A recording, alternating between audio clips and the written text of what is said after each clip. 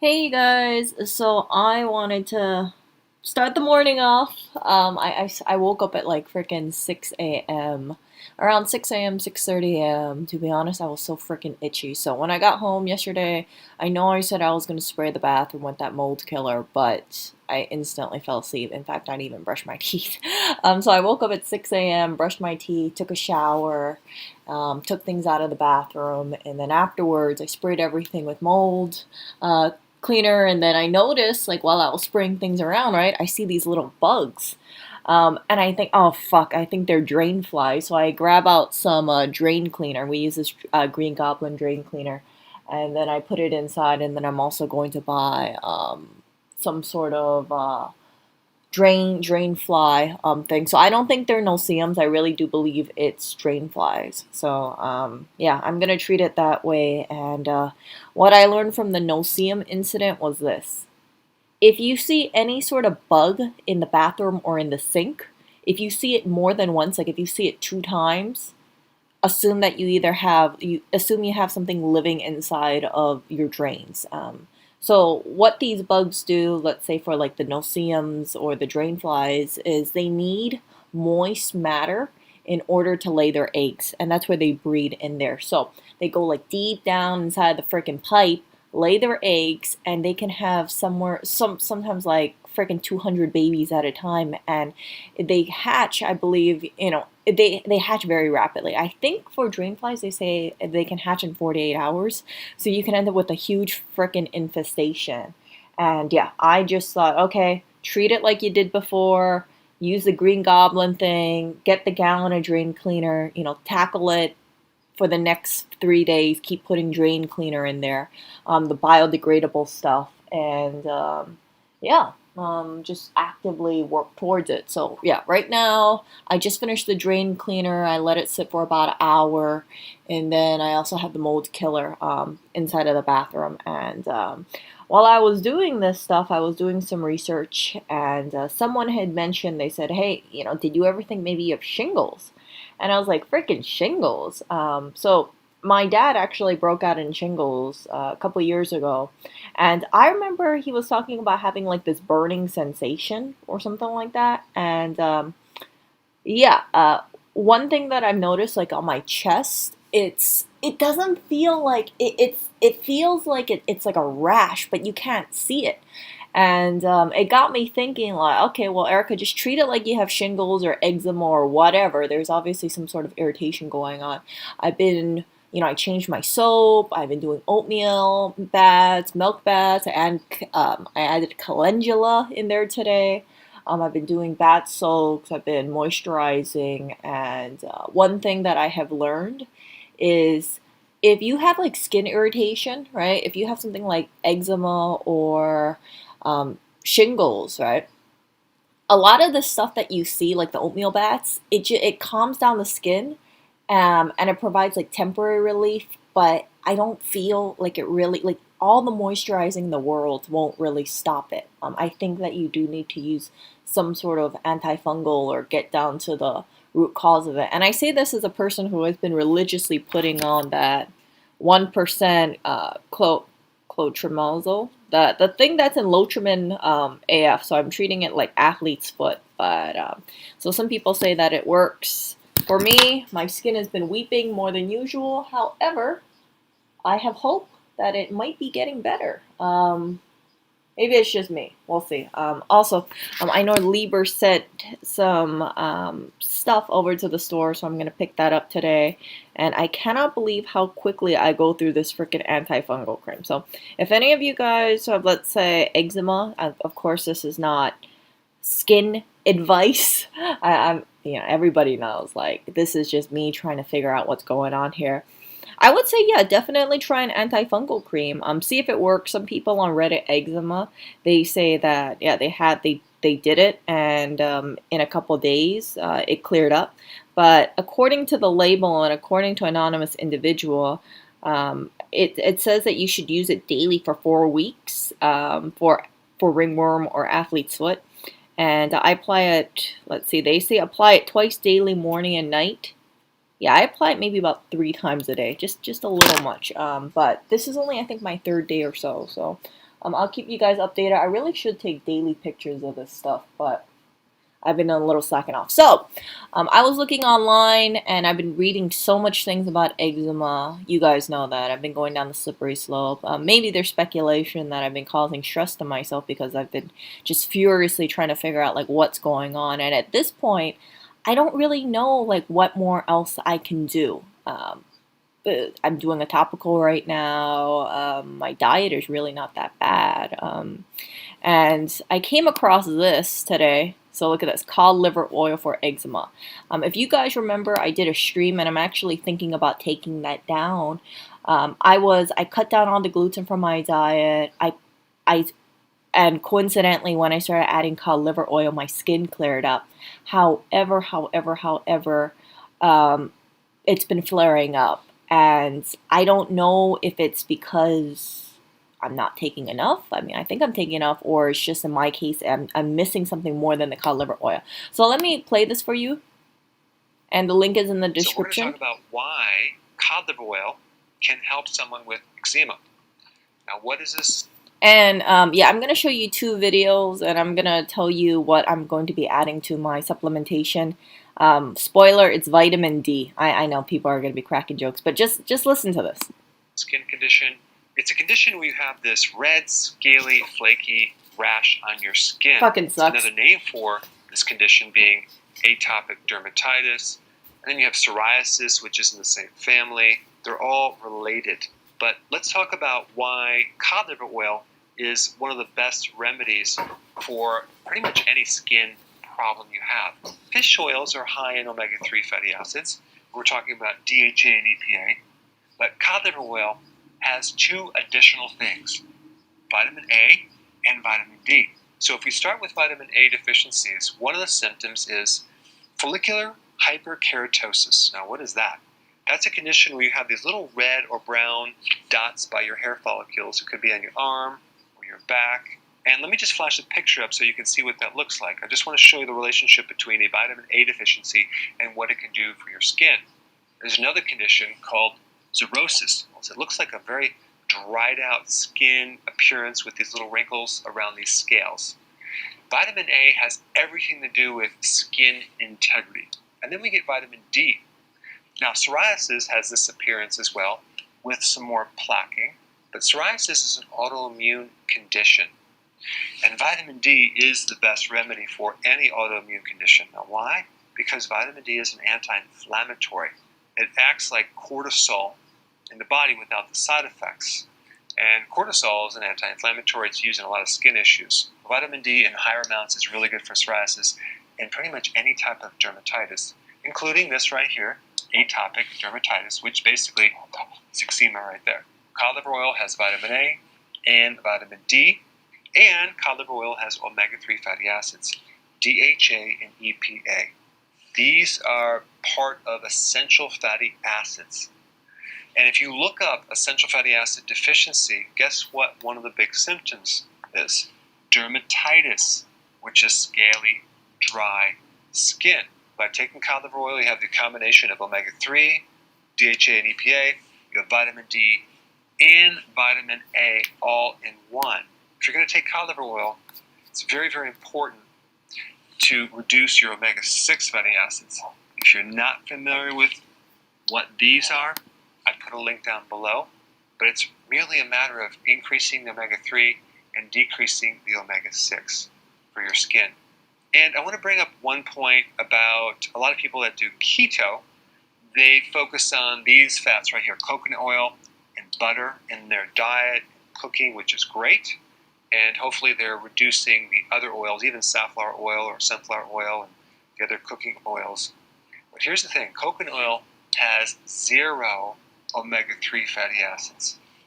And butter has only tiny, tiny traces of omega-3 fatty acids. So you're not going to get your omega-3 from coconut or butter. You're going to have to get it from fish, sardines, like salmon, or just cod liver oil. And lastly, I put a little information about cod liver oil down below. Check it out. Okay, so let me pause this a second. So yes, I am taking cod liver oil. I've been taking it for about, feels like a couple weeks. And the thing about eczema or eczema, I feel like it goes up and then it goes down, and I was just like racking my brain out. I was like, I can't freaking deal with this kind of stuff because it's just driving me crazy. So, the cod liver oil that I take specifically is highly recommended. It's Green Pastures. Let me show you guys this. And I'm thinking about buying the freaking. There's a butter version of this one too with let's see, concentrated butter oil. So this is the one that I take. And the thing that I noticed about it is they don't have the amounts of vitamin A and vitamin D in there. So I can't figure out like, okay, what is, the amount of this stuff in here. But I do hear that cod liver oil is very good. So I'm going to continue taking it. But the thing, yeah, see, so this is what I take. I've gotten so used to it. See this? Fermented cod liver oil. If you do decide to take this, see, 100% natural source of vitamin A and D, omega fatty acids. But where is this? Yeah, see, there's no listing of my freaking vitamin A or vitamin D. And I forgot they said like the reason why. Where is it?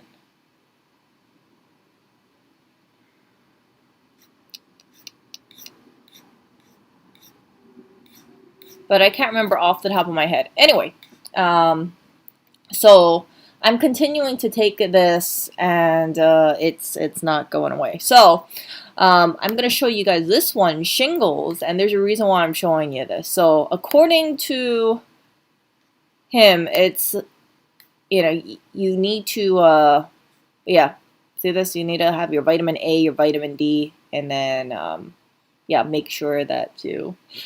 what was it? I forgot the freaking omegas. Yeah, so you have low vitamin A, low vitamin D, yeah, and low omega-3. So for shingles, this is what he was saying about it. I don't know if I have shingles or not. So he recommends taking vitamin D, 50,000 IU.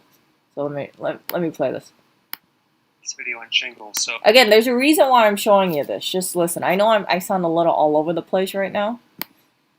It's some additional information. If you have shingles, this is what you need to do. Okay, there's two things. One is a technique I'm going to explain, which is very, very effective. And number two is certain nutrients. Number one, vitamin D3, okay? 50,000 international units every single day. Now you might say, well, that's a lot. Well, we're doing short... Yeah, that is a lot, because if you look at, let's see.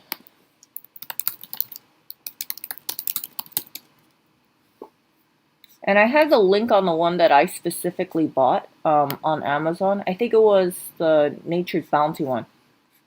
Which one did I buy? I think I bought... Actually, hell with it. Where's my own link? Let's find my own link here.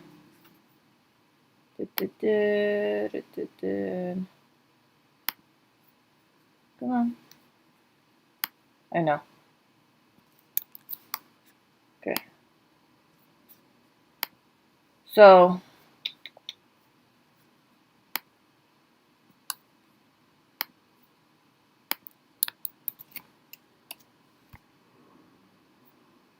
this is the one I bought. So I'm going to have to take, if I follow this protocol, I'm going to have to take 10 of these pills a day, which seem a little freaking crazy. But yeah, I'm going to show you. Yeah, so this is 10. So when he recommends 50,000 IU, people are looking at this and they're like, holy shit, yeah, one pill is just 5, so he wants people to take 10. Term, talking like a week, maybe 2 weeks, there's not any problem with that. And you need enough vitamin D to drop inflammation and also help your immune system. The thing about the virus involved with shingles is that... Okay, well, hold on, let me back this up. Like a week, maybe 2 weeks, there's not any problem with that. Sorry. Vitamin D3, okay? 50,000 international units every single day. Now you might say, well, that's a lot. Well, we're doing short term, talking like a week, maybe 2 weeks, there's not any problem with that. And you need enough vitamin D to drop inflammation and also help your immune system. The thing about the virus involved with shingles is that it's in a dormant state and it gets reactivated. It can come out of remission and it tends to live in the nervous system. So when it comes out, it can give you all sorts of lesions, external on the skin and internal too, and create a lot of pain. So vitamin D helps the immune system keep it in remission. Number 2, zinc. That will also help put that virus back in remission. I would do 200 milligrams every single day. Number 3, vitamin C. Now, in past videos, I always mentioned never to do a synthetic version, except if you're doing a detox. Here's one other exception. If you are handling shingles, you can take at least a gram or more a few times a day, maybe 3 times a day. Just make sure that it's non-GMO, because a lot of times they make vitamin C from corn, and unless it's GMO, you might have residues of glyphosate. If you're taking synthetic vitamin C for any period of time, I would recommend also taking with it a food base, about 500 milligrams of a food-based vitamin C. But you need more vitamin C to help put that virus back in remission. Another thing to do is get L-lysine. It's an amino acid, at least 600 milligrams once or twice a day. Now, L-lysine will be kind of nullified if you take another amino acid called arginine. So I don't think you're taking arginine right now, but I would just recommend avoiding nuts, which is high in arginine, and seeds, okay? So don't consume those right now to keep your arginine low so L-lysine can work a lot better, because they tend to compete. And last thing is to take some melatonin before bed, 3 milligrams. It just so happens that melatonin, taken short term, can help you as an antiviral, okay?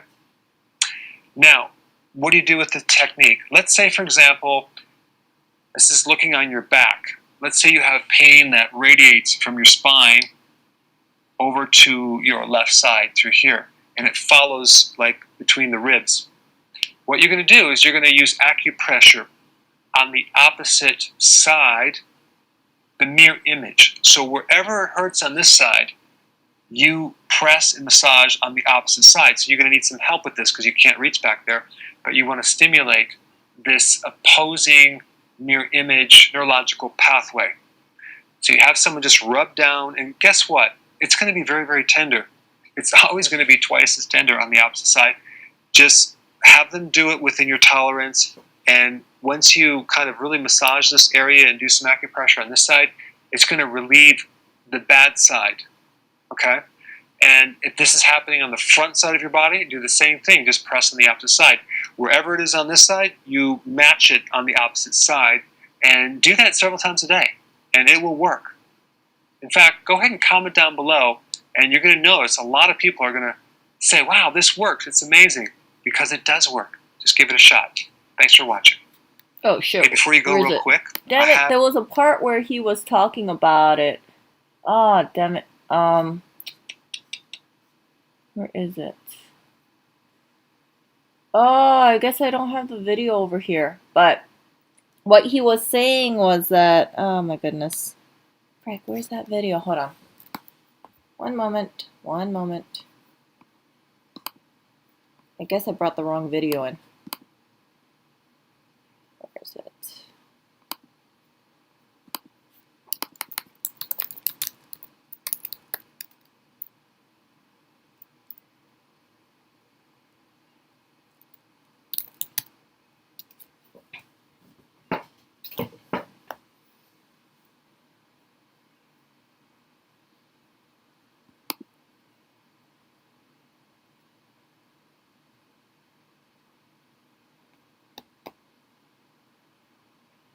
One moment.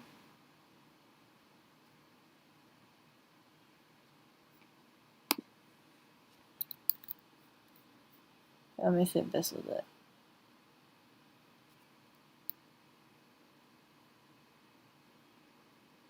So I'm going to do this for 1 or 2 weeks, and I'm going to take 50,000 IUs of vitamin D and see if that makes a difference. And I was reading online and people say that if you have a vitamin D deficiency, I know people are going to crack jokes about this. It can actually cause you to have all sorts of. Okay, here we go. Here we go. So this is the other video.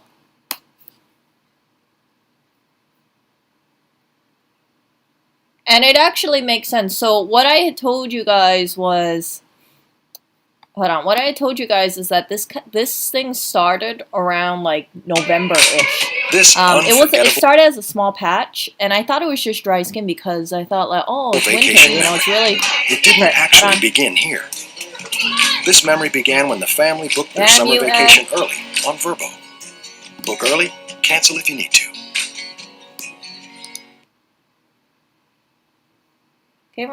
Come on, Ed. One thing I want to talk about. Okay, here we go. So, the whole thing with me, it's that it started sometime last year around November-ish. I want to say like, yeah, October, November-ish. I know it was before December, so I'm going to safely say November.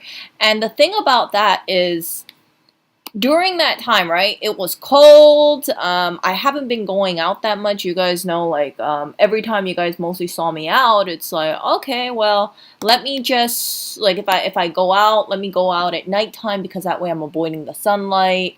And, yeah, so I've been heavily avoiding the freaking sunlight, and I can't, and, you know, because of also the situation, right, you want to limit your time you're going out too. So, I've been heavily avoiding the sunlight, and I kind of think, you know, between, let's say, when this situation first happened, which was like around February 2020, right? It's like me staying indoors mostly, and then me even staying more indoors when winter comes.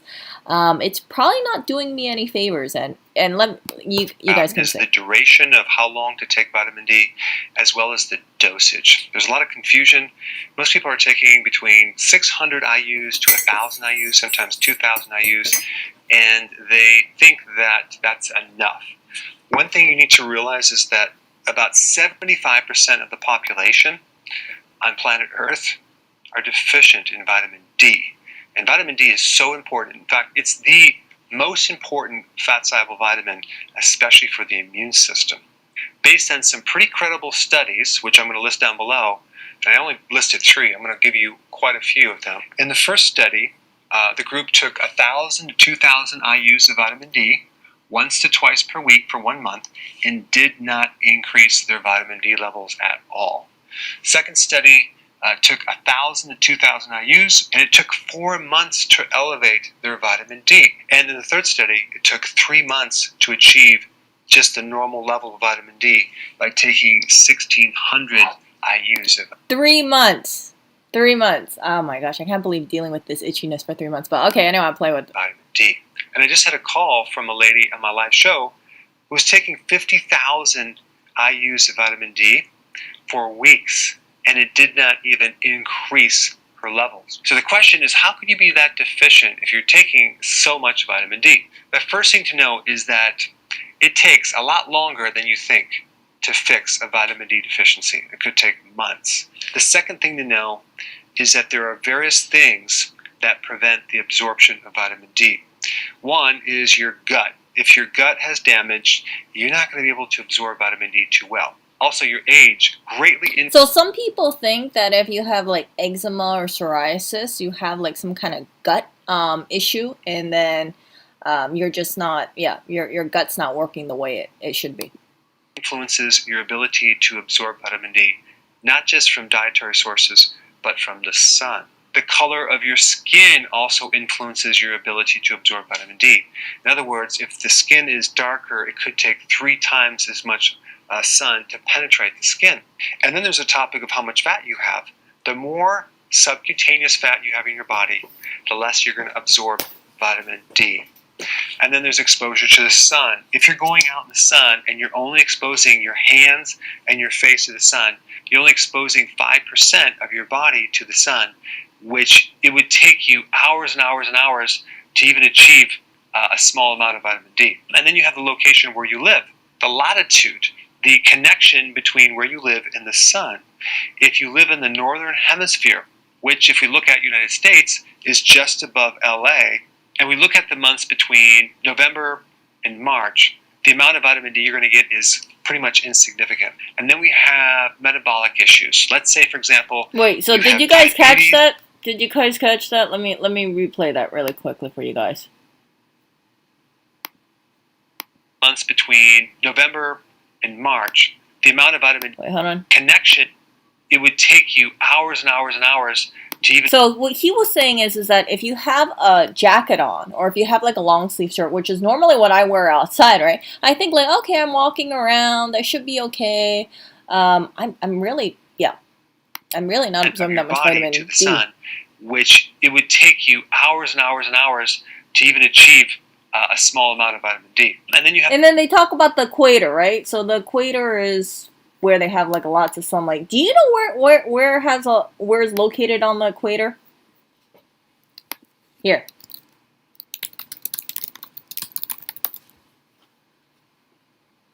Just saying. Let's see. Let's see.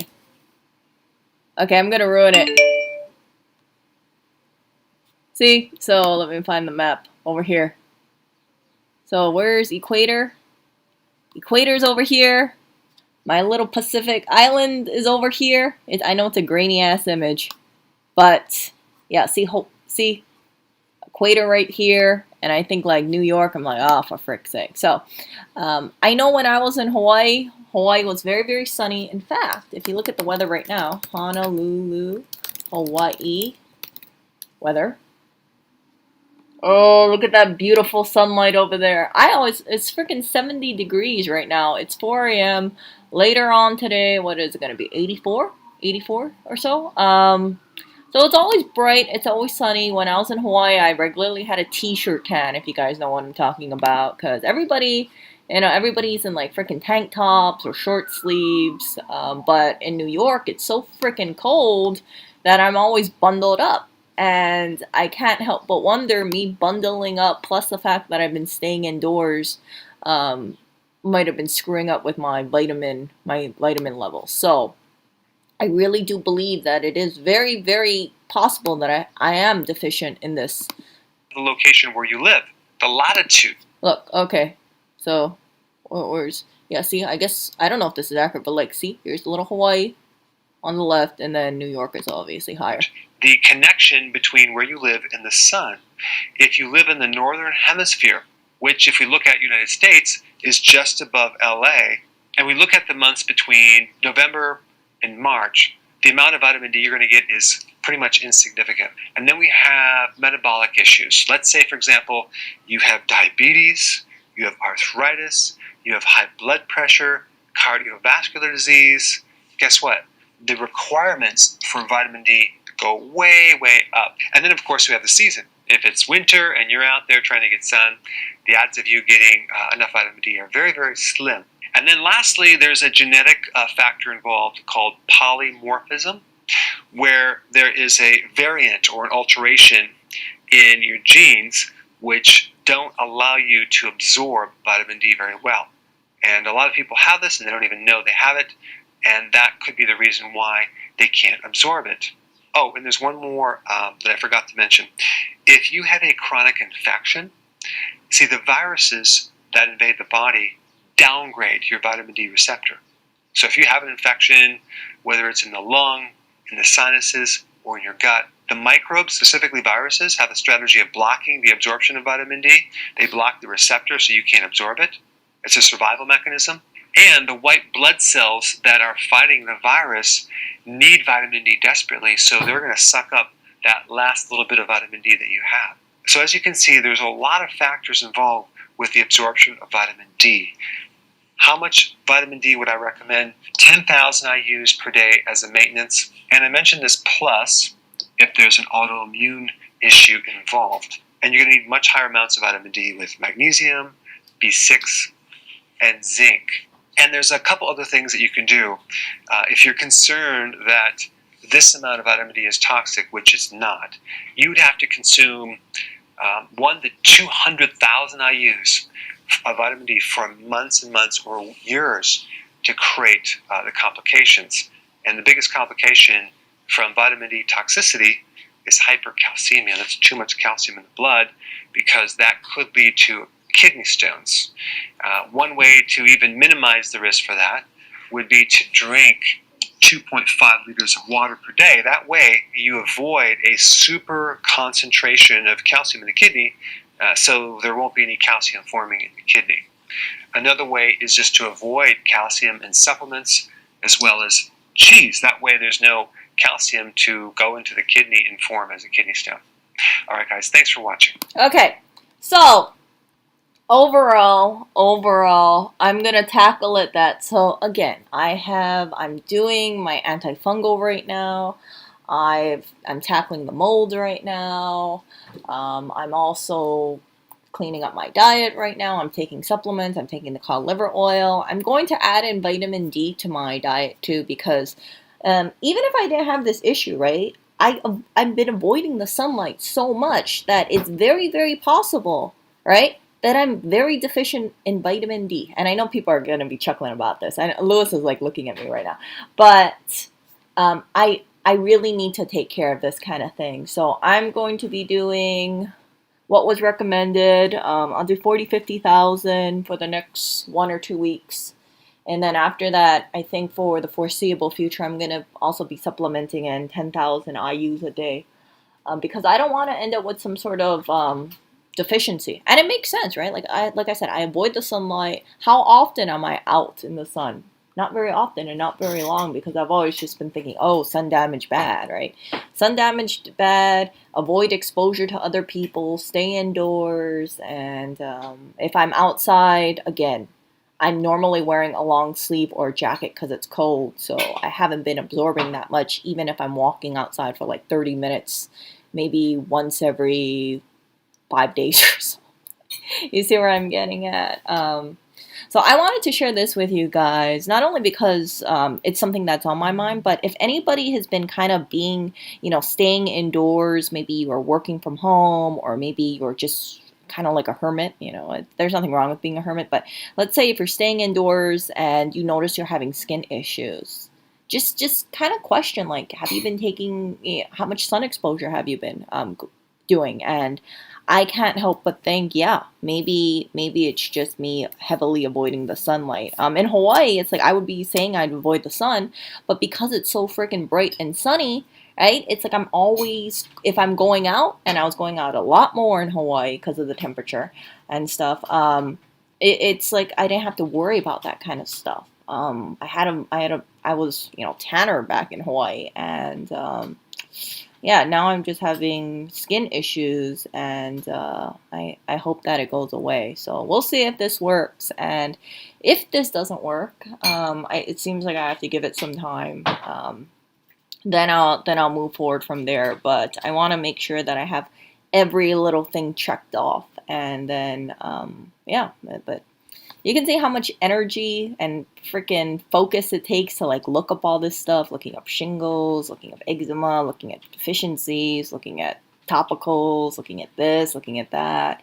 Also, people say, right, lower the stress level. And here's the thing, like when this happened in November, I wasn't stressed out. I mean, like, I didn't even notice it. Like, I think about it, and I remember when I saw it, I was like, oh, I must have some little dry skin, no big deal. It wasn't like I was going through a really stressful period of my life, but it was progressively getting worse and worse and worse. And I think, yeah, I've been staying out from the freaking sun for prolonged periods of time, right? And naturally, it just become more and more and more deficient, especially if it comes to a point where you're treating it and you're like, oh, okay, I don't really want to go out because I don't want it to have, get affected by the sun or something like that. So let me keep slathering stuff on, and yeah.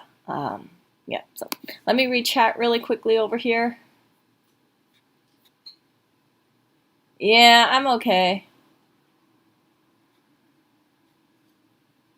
I know, Jim, you did mention vitamin D a few times. I think, like I said, I really think it's like I just screwed myself up staying indoors so much.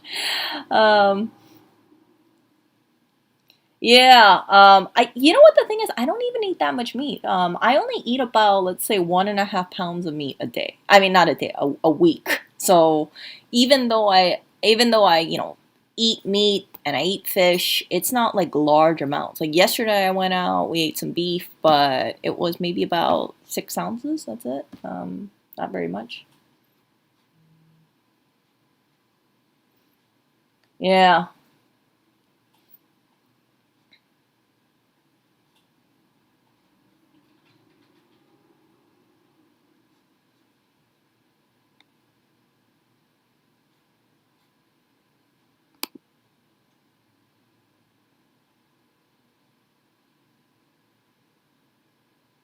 Yeah. Oh, Nuke says I take about 4 6K vitamin daily. Yeah, some people have actually recommended vitamin D, and I was hearing about it, and then yeah, today I finally looked into it like heavily, and I was like, oh frick, that actually makes sense.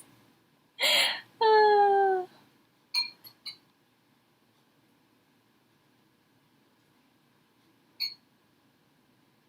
yeah. So anonymous user said I should probably refrain using my sun umbrella. See, here's the difference, right? If I'm out in Hawaii and it's so freaking sunny, right? It's like I think like, oh, okay, I'm gonna protect myself. But yeah, you're always out in the sunlight. Even when you're walking around, it's like if you don't have your umbrella, the freaking sun is so strong, you're okay. But over here, if someone was to like look at how I was in Hawaii versus here, it's like right now it's just kind of like bunker in. I go out maybe about, I'd say in the sunlight normally, I'd say maybe 30 minutes a week. That's it. Normally when you guys see me around, it's nighttime, right? You notice that? Like I'm usually out at nighttime, and I just think like, oh, okay, I'm avoiding the sun damage just as good, no sun damage. But yeah, it added up, I think.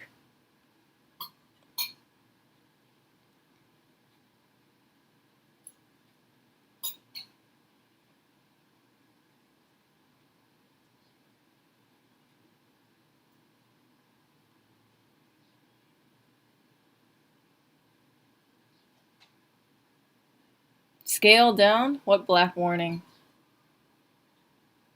Oh, no, this thing, no, this is my, what you guys are seeing is you're seeing my YouTube studio page, I think. UI. Okay, so let's see Jim's video. Let me check. Okay, no, never mind. Yeah, I gotta see. Let's see. Where's my border over here? Oh, actually, I have that border there for a reason. So my bookmarks and whatnot aren't shown, I believe. I forgot what it was. Let's see. Okay, let's watch Jim's video real quick.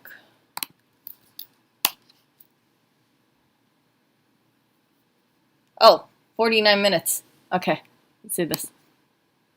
We can all learn something together.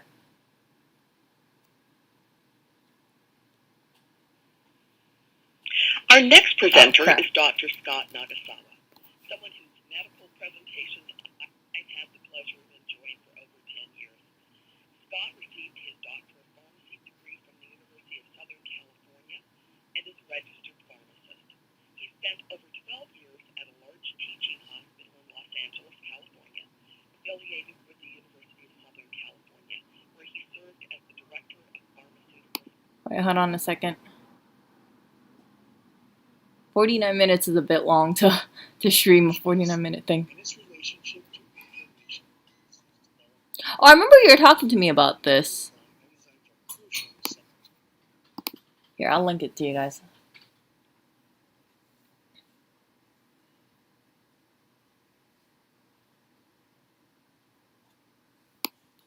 Wait, oh no, that's another video, I think. Let me show you.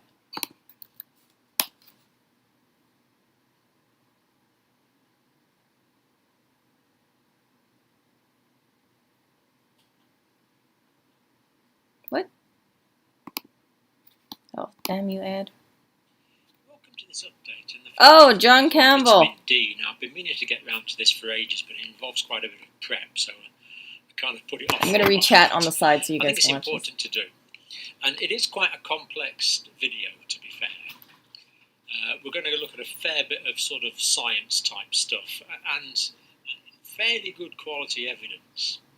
But in case you don't want that, I'll give you the bottom line now. Now, I still consider that lack of vitamin D vitamin D deficiency is a global pandemic and is predisposing people to a wide variety No, of the reason why I have conditions. the border is because the top over here isn't shown. So it doesn't show the whole window. So I have actually the top part cropped up. Infections and making COVID-19 more likely to be symptomatic, possibly more likely to contract in the first place, and the person with vitamin D deficiency more likely to develop severe complications. And I think I'm going to present evidence to support that. Now, the bottom line, just still on the bottom line. Cheryl's Cookies loves damn it. moms. Show her how much you care with delicious cookies and treats that will make her smile. 42% of the US population is vitamin D deficient. Hey, so you remember Dr. Berg, he said the darker your skin color, the harder it is for you to absorb vitamin D? Percent of black people are vitamin D deficient. 70% of Hispanics are vitamin D deficient in the United States. Yeah, so if you're black or you have darker skin color, you're even more at risk than I am. And so please keep that in mind. I'm pretty light skinned, but I've been actively avoiding the sun because it's just been conditioned in me like, yeah, avoid the sun, Erica. Scientific Advisory Committee on Nutrition in my country is saying take 400 international units a day. But the data I've found, for adults anyway, is giving, let me just get rid of me a minute, is suggesting these kind of amounts here. So rather than 400 units a day for adults, they're saying 1,500 to 2,000 units per day, with an upper limit of 10,000.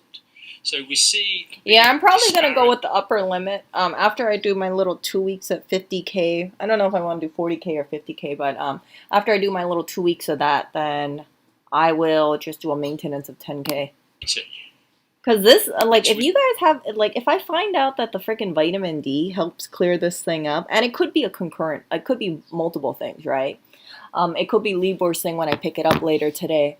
But whatever it is, I don't want to revisit this. Like, I cannot, I mean, I know I sound like I've been bitching for the last couple weeks, but really, it's like, it drives you crazy. You wake up, you know, you're scratching, you wake up, and then you have like cracked skin, and you keep moisturizing, and it doesn't get better, and then it spreads, and yeah, now I have like a 6-inch like portion on my chest, and it's just like it appeared, and it just like appeared. Like I remember when I started feeling it was like the day I was eating grapes, and it was about 1 hour afterwards, and I don't know if it was just a coincidence or what, but I felt like a burning sensation, and it was on my face too, like my face, my chest, and it flared up, and I saw this thing happen, and it's just like it freaking localized on my chest, and it's still there. It's still super itchy.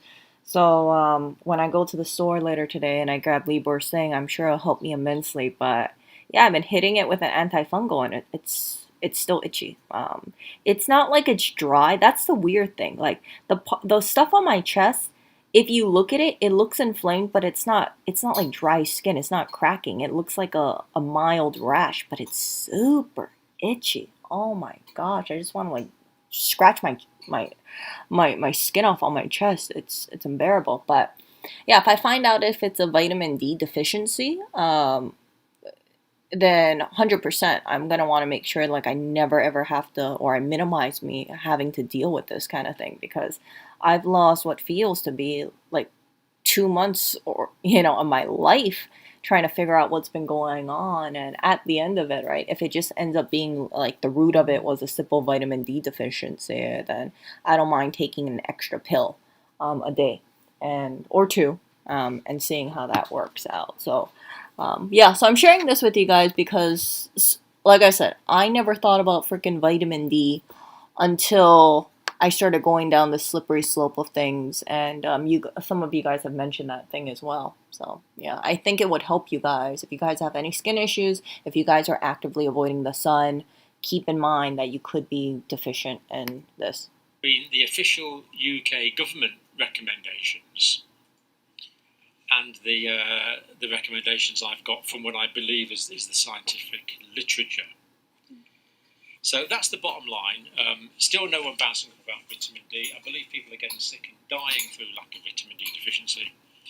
And the latest government guidelines, I mean, those scientific advisory group of nutrition, that was actually published, I think, on the 1st. You know what? Yeah. So I don't want to repeat myself too much, but with the whole, lockdown kind of thing or stay at home sort of thing, more people, I imagine, right? People might have been more inclined to just stay indoors longer and longer. Some people, right, they had to commute for work. They're out about getting fresh air. And then if they're working from home or if they're like, I'm just going to stay home over and over and over, they could be screwing themselves, just not going out into the sunlight. And even if you go out in the sunlight, as you guys saw in the last video, it's like you don't get too much, especially depending on when the season is, right? November to March. Yeah, I look out in New York and then most of the time it's freaking gloomy as hell. So yeah. July, round about then. It's only a few weeks old. So that's what this video is about. So if you want to stick around, of course, I'll be here. So you can stay if you want. Now, just to reinforce that, Scientific Advisory Committee on Nutrition (SCAN) vitamin D and health report. So they're saying a reference nutrient intake (RNI) is what they're calling this of 10 micrograms. How much vitamin D do I take now?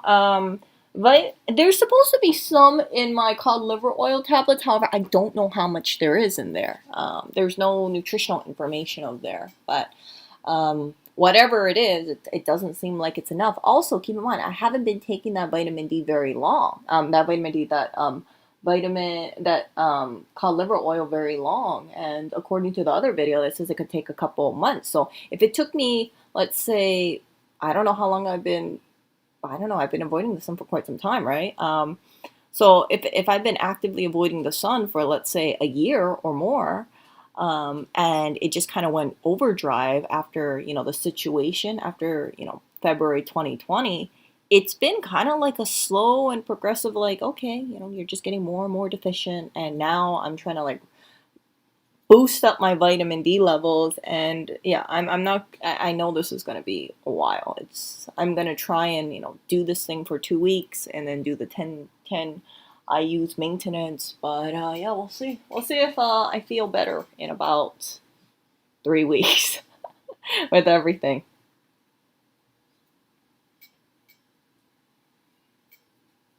Oh yeah, I've tried antihistamines. I've tried all sorts of things like oatmeal baths, milk baths, yogurt packs, and it's just the thing is like it gets rid of the itchiness temporarily, but eventually it comes back, and I can't live my life always being in an oatmeal bath, right? Micrograms. Now, 10 micrograms is 400 international units of vitamin D per day throughout the year for everyone in the general population aged 4 and over. So 400 micrograms, so 400 units, 400 international units, or 10 micrograms is their recommendation. This reference nutritional intake were developed to ensure that the majority of people in the UK had enough vitamin D to protect against musculoskeletal health. Now, this to me is probably the big problem. Of course, we've known for, I don't know, but I've always known. I think people have known for well over 100 years, probably more than that vitamin D is essential for bone health. And the levels that people require very often have been enough to prevent rickets and the problems with bone health that vitamin D deficiency causes, but not taking into account all the other things that we now know vitamin D does. So it could well be, as this group says, that this range is fine for making sure children don't get bendy legs and rickets. But does it account for all the other things that we now know that vitamin D does, is the question. And this, to me, was a inexplicable. Scientific Advisory Committee on Nutrition did not take account of sunlight exposure. Now, all the reading I've done indicates that 90% of the vitamin D that we have comes from sunlight, but they didn't take account of that. Did you hear that 90% of the sunlight comes from the vitamin D that we have comes from sunlight? I've been avoiding sunlight. In making recommendations because of the number and complexity of factors that affect skin synthesis of vitamin D. Let me paraphrase that. They didn't want to point out that some people were black and some people were white and some people were brownish. That appears to be what they didn't want to point out. Might be wrong, but that's what it seems to me. Because the darker the coloured skin, the more slowly the vitamin D is produced, of course. And the reason I bring this up is because it can save people's lives, I believe. Now, vitamin D, this is just another paper. Evaluation, Treatment and Prevention of Vitamin D Deficiency, the Endocrine Society, Clinical Practice Guidelines 2011. Now, the Endocrine Society, that's the national society where all the endocrinologists and people that are interested in this hang out. And to be quite honest, if these guys don't know, then no one does. These are the definitive opinions on this matter. And they also published in the Journal of Endocrinology. And this was published in that article. So that's their website there, check it out. This is this journal article I'm about to briefly refer to now. Now, they say vitamin D deficiency is very common in all age groups. Simple statement. Simple statement. Very common. Few foods contain vitamin D. Most of it comes from the sunlight. Remember, these guys didn't want to consider that. Didn't want to consider it. Few foods contain vitamin D. Some oily foods do, oily fish, for example. But again, not massive amounts typically, compared to the amount that we eat overall. Task force recommends supplementation depending on age and clinical circumstances. Now, this task force was not paid. They were not paid by anyone or anything. They just did it because they wanted to do it. So supplements are required depending on clinical circumstances. Measurement of serum vitamin D, hydroxy vitamin D levels. Now, that is the active form of vitamin D in the blood, the active form. So that's what should be measured. It should be measured in patients at risk for deficiency. Don't really see that being done very much. Treatment with supplements for deficient patients. So in other words, people should have the blood levels checked. And if the blood levels are low, a supplement should be given according to that paper. Just to remind ourselves of the situation, this is the United States. 42% of the population is deficient of vitamin D. 82% in black people, 70% in Hispanics. So really quite significant amounts of vitamin D deficiency there. Yeah, I can almost guarantee you I'm probably deficient. Just based on how much I've been avoiding sunlight. Yeah, if you avoid sunlight in Hawaii, like, you're not very successful because it's always so sunny. You know, you limit your exposure to it. But in frickin' New York, yeah, if you don't even really leave the house, then you don't even get that much. So this is the one that I take, high in vitamin A and D. But again, I don't know what the I uses over here, and I also don't know. Yeah, I haven't been taking it for months. I've been taking it, what, for about a month? A month, that was it. But I don't think it's enough. See?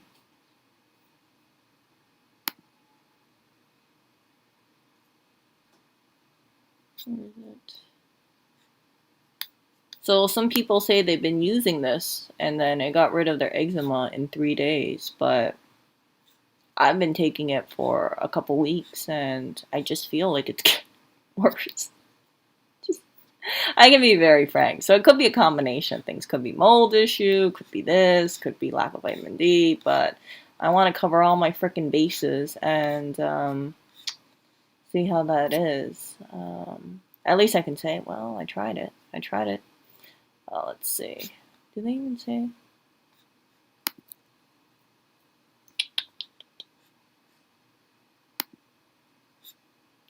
Yeah, they don't say how much is in here. It's just, yeah, like if you look at the label, oh, you guys can't see shit. I can't see shit either. But yeah, there's vitamin A. Oh my gosh. Let me get the freaking label. It doesn't even say that. It doesn't even say vitamin A. It just says calories 10, calories from fat 10, total fat 1 gram, saturated fat 0.5, cholesterol 5 milligrams. I don't see anything about the freaking vitamin A or vitamin D on here. It says high, but I don't know what the amount is at all. And how many do I have in here?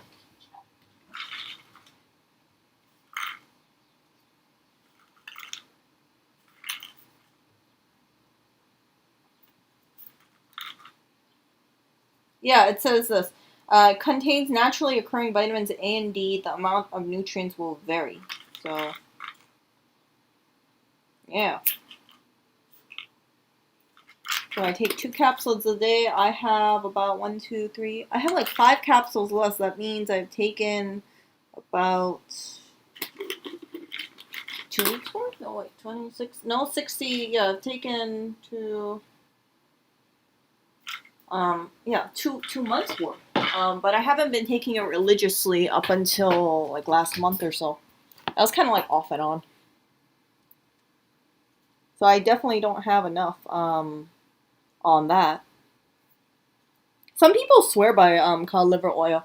And I think that, yeah, but then there's also people who say, yeah, the one that they got was rancid. And I can't, like, mine's don't look like that. Mine's are the light color. It's not freaking dark. See? So mine's is like a creamy orange color. But, yeah. Keep in mind it's also fermented as well. So, yeah, I can't talk too much about it. Like it's like I'm doing so many things concurrently that when people talk about, oh, you know, my gum's not bleeding when I floss, like I floss almost every single day. You know, when I don't fall asleep early, I'm always flossing. But yeah, I don't have that kind of issue. So, but it seems like it works minus my skin issue. I mean, I feel fine, so I continue taking the cod liver oil. And people recommend this brand as well. Green. Just kind of let those figures soak in a bit. It? That Pastures one. These lives. Blue ice cream Pastures. All matter. Yeah, blue ice. Now, yeah. The main thrust of today's... But people also recommend buying it directly off the website, which is what I'm going to do next time because I want to get the butter oil one too. Report is this paper. Published in the journal Nutrients, 15th of July 2020. Bang up to date. Prestigious journal. Immunological effects of vitamin D on human health and disease. So, of course, calcium and phosphate metabolism for healthy bones, for a healthy skeletal system, we know that. 125 dihydroxyvitamin D is the active form of the vitamin in the blood. Actually, what happens when it's made in the skin or you eat it, it goes to the kidneys and places like that where it's slightly modified into this active form. That's why it's sometimes called a hormone, because it's actually produced mostly by the kidneys. It's excreted by the kidneys and it goes around the body and has I don't know how much vitamin D is in here, because it varies, because it's like cod liver oil, right? I mean, some cod liver might have more than others. But yeah, people swear by it, and I haven't had any ill effects with it, but that's why I keep taking it. You guys can look up cod liver oil. A lot of people swear by this kind of stuff, but this brand, I've heard it's recommended, this Green Pastures.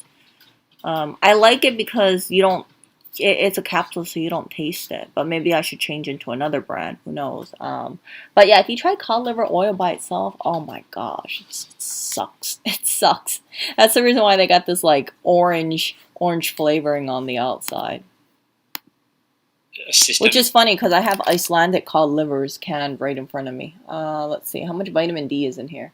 It doesn't say. Okay, half a can of straight vitamin, half a can of wild cod livers is 420% of what you need for vitamin D. So I don't know what the IU version of that is. Oh yeah, I have no idea. So yeah, the cod liver, this canned cod liver that I have right in front of me, it's called ICAN Icelandic cod liver. It has 450% vitamin A and 420% vitamin D. So this is the one that I have right in front of me. I haven't taken it yet. I haven't eaten it yet. But I saw it and I wanted to buy it. I just bought it relatively recently too. See? Let me show you guys this one.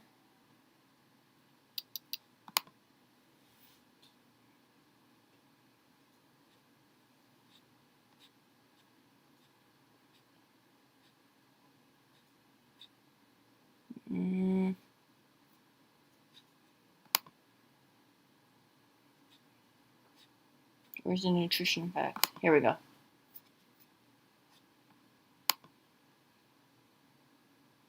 So what is the conversion of this to IU? I have no idea. I have absolutely no idea. See? 450% vitamin A, 420% vitamin D.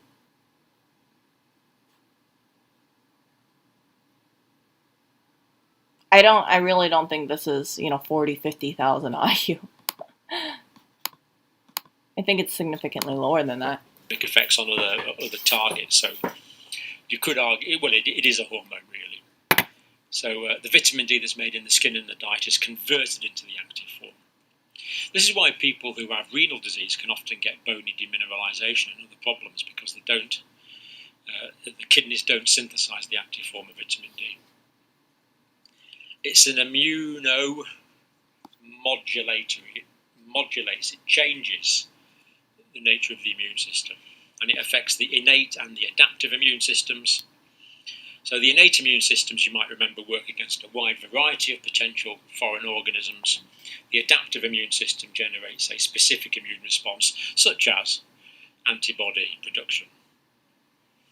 And there's vitamin D receptors and enzymes in lymphocytes, these essential white blood cells. Not really. Like, here's the thing. Like, I'm willing to try different things to see how it works. But here's what I don't want to do. I don't want to just go to a dermatologist and just take a topical steroid, okay? Because here's the thing. I want to figure out what's causing it. Not just, oh, okay, we're just going to put a freaking cream on it and make it go away. Because there are countless amount of people who on eczema forums who say, yeah, I have to take steroid creams, and then it just goes higher and higher and higher and higher. So if I'm deficient in something, I'd rather tackle that way and then see if it goes away. So I'm trying to cover all my freaking bases here, 100%. I want to have like a steroid cream as a last resort. It's like the steroid cream is really just, what is it doing? It's just making sure that I don't have inflammation in that area. But what's causing that inflammation? That's a big issue. If it turns out I'm deficient in something and that's what's causing it, like, okay, great. And I say it as this way, right? I say it as a person who spent years going to a dermatologist for my acne, and all they did is they just told me to take creams and antibiotics. So it's not like I'm just like have this unfounded thought about dermatologists. It's like no dermatologist that when I had acne told me, okay, Erica, let's talk about what's your diet right now. What are you eating? What is how many hours of sleep do you get? It was just, okay, we'll give you a cream, we'll give you a face wash, we'll give you antibiotics, and hopefully it goes away. And it never went away. The only time my acne heavily subsided is when I cut out my freaking gluten, or when I I have it a lot lower. So even now, it's like if I eat too much gluten, I break out. But if I don't eat gluten, then my skin's pretty damn clear.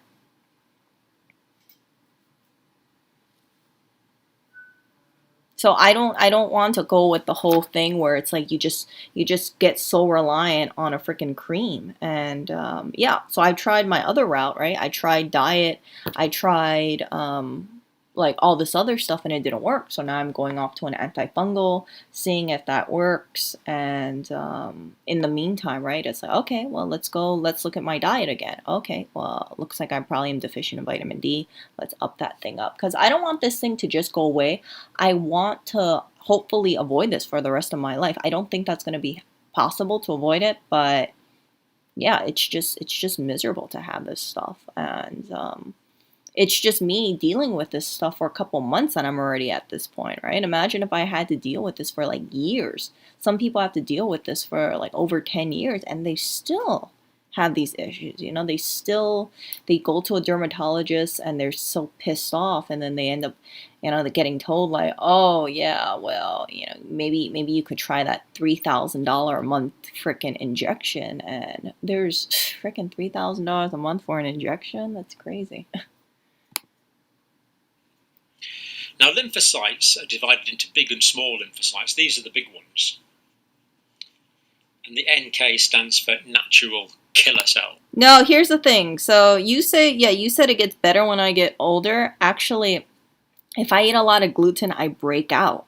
I break out. And Hannah, what you're saying, like, I understand where you're coming from, but there are people who say, yeah, they cut out the gluten from their diet and it makes a difference. So I think diet is important. I don't trust it when dermatologists tell me like, oh yeah, it doesn't make a difference. Like, I know when I eat a lot of gluten, my skin gets worse. But if I remove that gluten, it turns out better. Now, is it a coincidence? Is it just lucky luck? Who knows? But look. So yeah, according to Healthline, it doesn't cause it.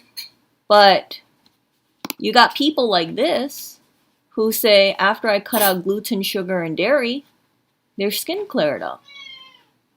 And yes, they're not a doctor. They're just telling their experience. But yeah. Clinton wants to sit in the sun. He's trying to get warm. And then another person said that yeah, they cured their acne with just like cutting out gluten. And there's like 4 steps. So ultimately, right, everybody should find something that works for them. But I don't think we need to have gluten in our diet. So what I'm not saying like, okay, you know, you need to have gluten. So if you don't eat gluten, you're gonna, you know, have severe health consequences. I'm just saying like, avoid it if you can or limit it. See, gluten-free made me acne-free. And then other people speculate that a lot of people have, or some people have, like gluten intolerance. Eliminated gluten for 3 days, +4. This person says they have an elevated amount. And yeah, some person says that, yeah, they have a wheat intolerance. Going gluten-free cured my acne. I mean, are these people all crazy? I don't think so. Gluten-free for about 2 weeks. Wow. Yeah. So I wish that someone had told me back when I was younger, like, hey, look into cutting out your bread. Maybe that'll make a difference. I used to eat, here's the thing, my acne was the worst when I was eating so much bread. And the reason why I ate bread is because I was told, oh, you know, avoid a lot of the fried food, avoid like meats, stay away from fried foods, stay away from oil, stay away from butter. So I thought my safe thing would just be bread, right? Because bread is flour and a little bit of oil and eggs, and you should be okay. It's not deep fried or anything like that. But I really, in my opinion, screwed myself up because it's like I was eating bread every single day. I was eating sandwiches, and yeah, I come home, I eat more bread, and it was really my comfort food.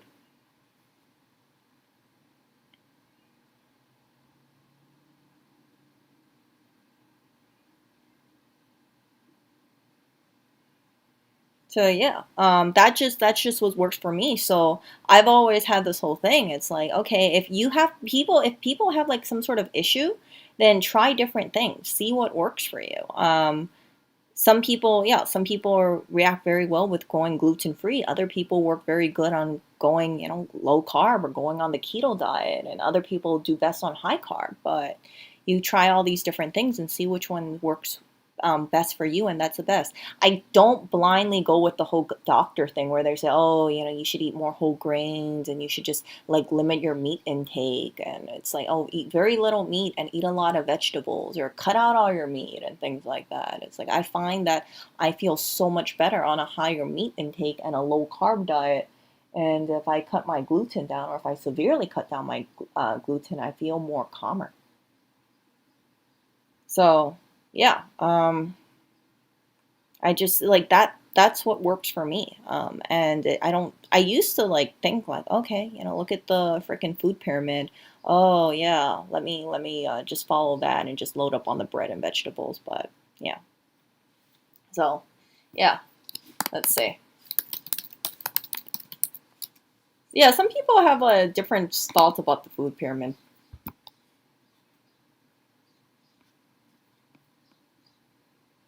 See, healthy food pyramid.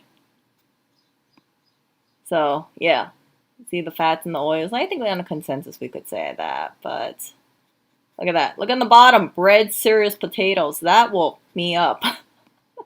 So if you looked at my food pyramid would be meat, fish all the way on the bottom, and then afterwards I'd have actually I've been trying to avoid dairy lately, so I would just be mostly meat, fish, and then my vegetables, and then on like the top where it's a void, it would be freaking all this high carb bread food. That's just me though.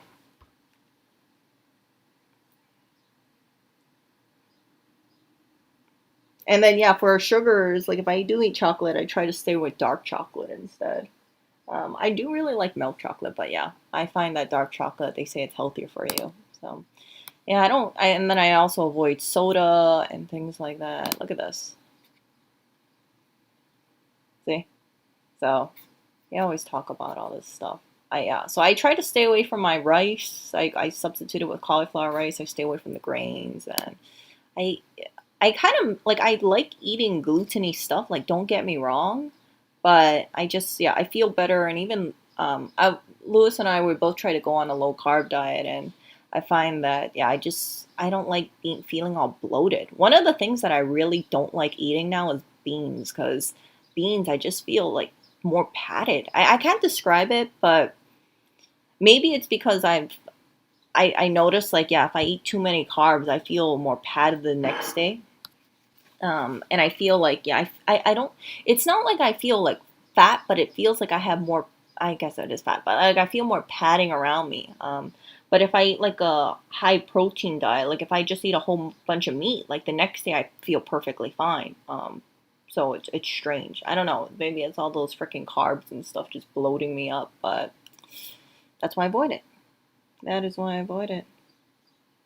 Yeah, I've been trying to stick with I've been trying to stick with the I mean like I'm trying to keep my glycemic index kind of low, or trying to so I've been substituting that with cauliflower rice. Cauliflower rice is really not a bad substitute for that. Let's see over here. Food pyramid for 1-year-old to 5-year-old children. Children. Yeah, see this? Healthy diet or healthy lifestyle. It's funny though, because like when I think about oats, and I know people are gonna give me shit about this, but when I think about oats and rice, I really see that as filler food now. It's like I used to really like that stuff, but now I just see it as like, oh, you're just trying to fill your stomach up. Like, does rice provide much nutritional value for you? I don't think so, right? How about whole grains, right? I would say not really. So yeah, see over here, eggs 1 piece, milk 1 glass, vegetables, fruits, and then you get like 6 to 8 servings of rice products, corn, root crops, bread, and noodles. That's a freaking bit much, but yeah, I stand by my statement. People are gonna give me shit about it, but I rather load up on the vegetables and the meat rather than freaking loading up on the rice and the breads and the noodles. 100%. I like shy away from that stuff big time now. Look at this. 40% breads, pasta, and cereal. 20%.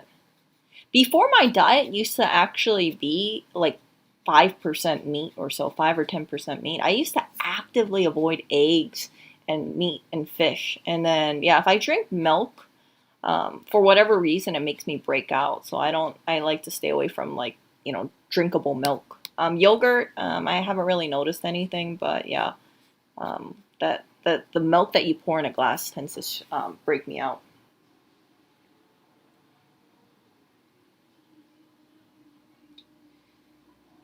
Yeah.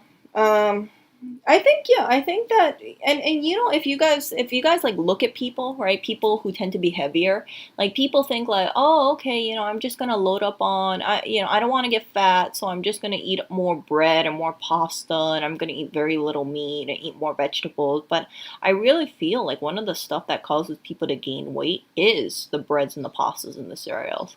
Again, when I briefly went on the carnivore diet, like I was losing weight, I leaned up.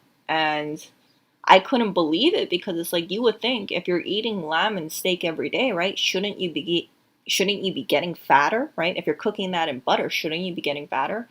But that wasn't the case for me. So that was really eye opening for me. So yeah, for me, it's like that's the reason why I make the decisions that I do for my diet. I just want to live like a healthy lifestyle. And I think sometimes like when people think about, let's say, meat, right, aversion to meat, they think like, oh, okay, well, I'm just gonna load up on, meat is bad for you. And yeah, look at people who eat meat, they gain weight. It's like, okay, what are they eating? Are they eating like processed meats, like heavily processed meats, like Vienna sausages, or spam, or what else is there? Like fried food, like fried chicken kind of thing, or shrimp tempura. It's like that kind of like I stay away from fried foods heavily. Yesterday I ate some like kimchi pancake thing, but I haven't had that in about 7 months. So yeah, I don't stick with like a super strict diet. But yeah, other than that, you don't see me deep fry stuff. I've been staying away from, yeah. I don't regret like staying away from fried foods at all. Joey meat again.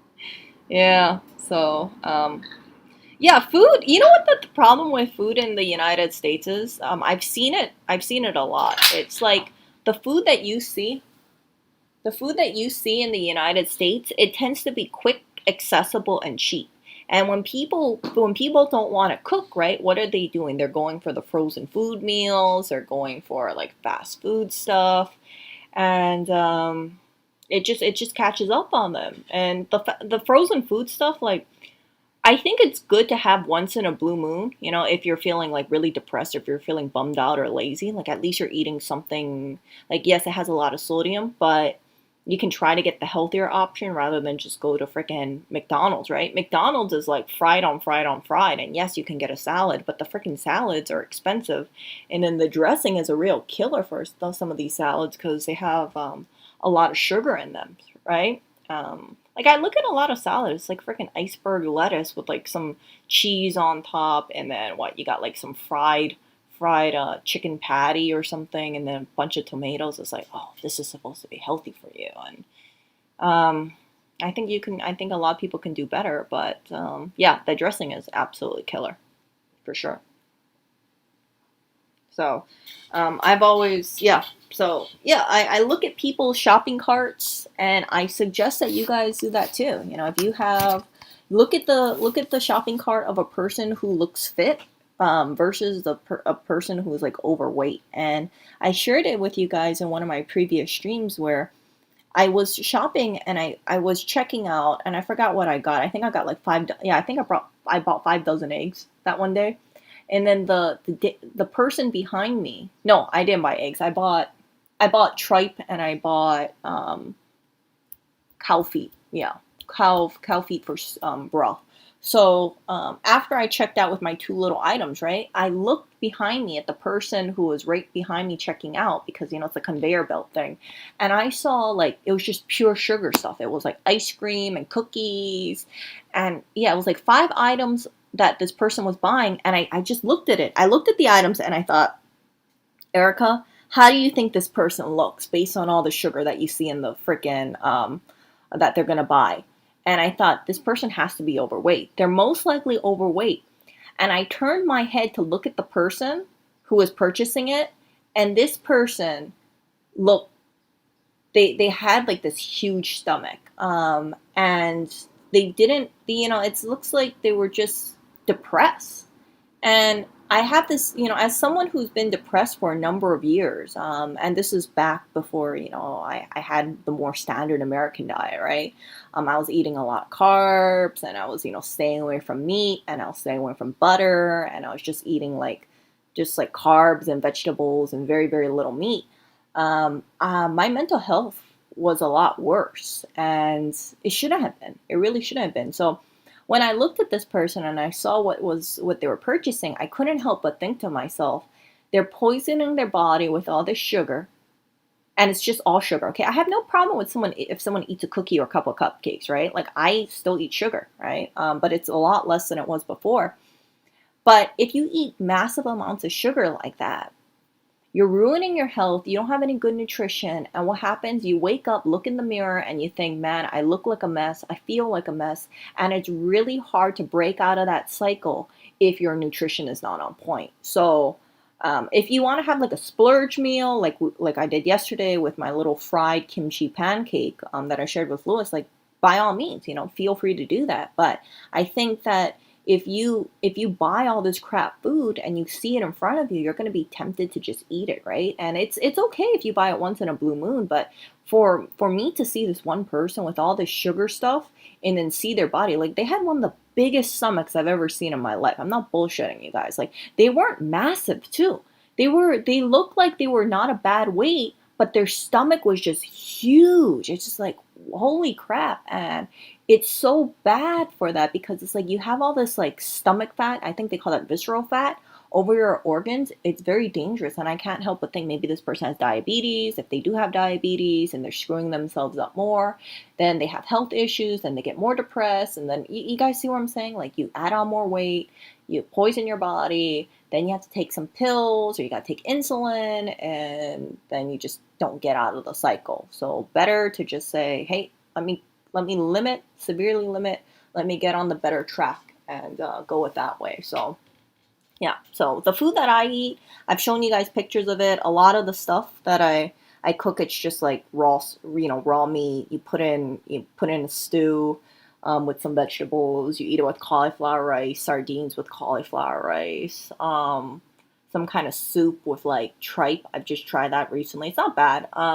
Tripe and then like some cow feet in there because it's like pork feet, but it's beef, and then you have like a lot of collagen in there. So that's the kind of food that I mostly eat. And then I also eat things like bananas and mango and avocado, and yeah, used to eat grapes, but yeah, I've been staying away from the grapes. Why do I only eat 6 ounces of meat a day? I don't feel like eating that much. I find that there's only so much, like, I eat a lot less food than I did before, and it's not because I'm starving myself, but it's like if I'm not hungry, I'm just like, whatever. And then fat is also very filling. So if you have like a lot of high fats in your diet, you just don't really feel too hungry. But also keep in mind, right? I'm not just eating 6 ounces of meat. I'm also eating vegetables in there as well. So that pads it up a bit.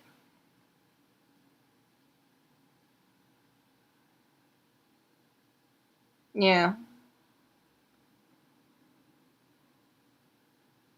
USA whole grains bread. Yeah, so again, when I was in frickin' high school, it's like everybody thinks, right? Like, oh, eat healthy, eat a sandwich. And then I look at sandwiches now and I'm like, frick. I look at the sandwich now and I think like what is the proportion of bread versus filling, right? And it's like so much frickin' bread. And when you take out the bread and you have the filling, it's like only a couple slices of meat. It's like for frick's sake. Like the sandwich is just filler food, so that way it fills up your stomach.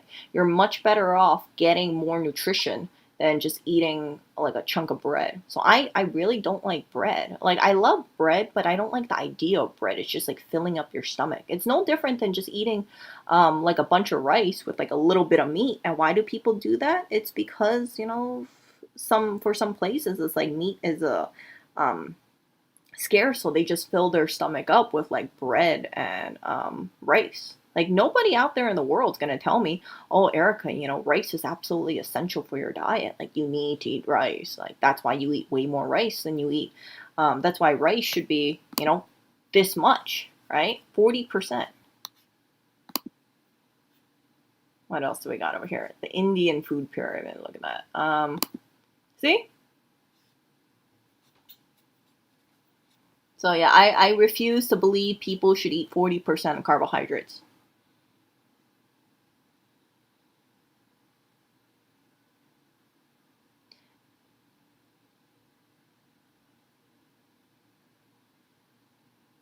So also you get addicted to this stuff. Like, as someone it's like if who used to eat a lot of processed foods, like once you eat processed foods, it's like, how can I say it?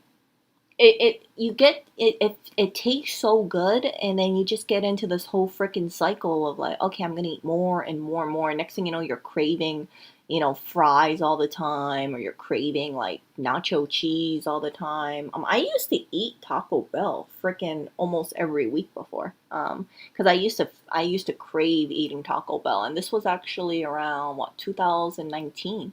Yeah. So I used to eat Taco Bell almost every single. I used to eat it like once a week. I used to really crave it. Look forward to it a lot. And now it's like when I think about Taco Bell, I'm like, maybe I'm just salty because they got rid of a lot of food that I really liked. But I don't really crave Taco Bell too much.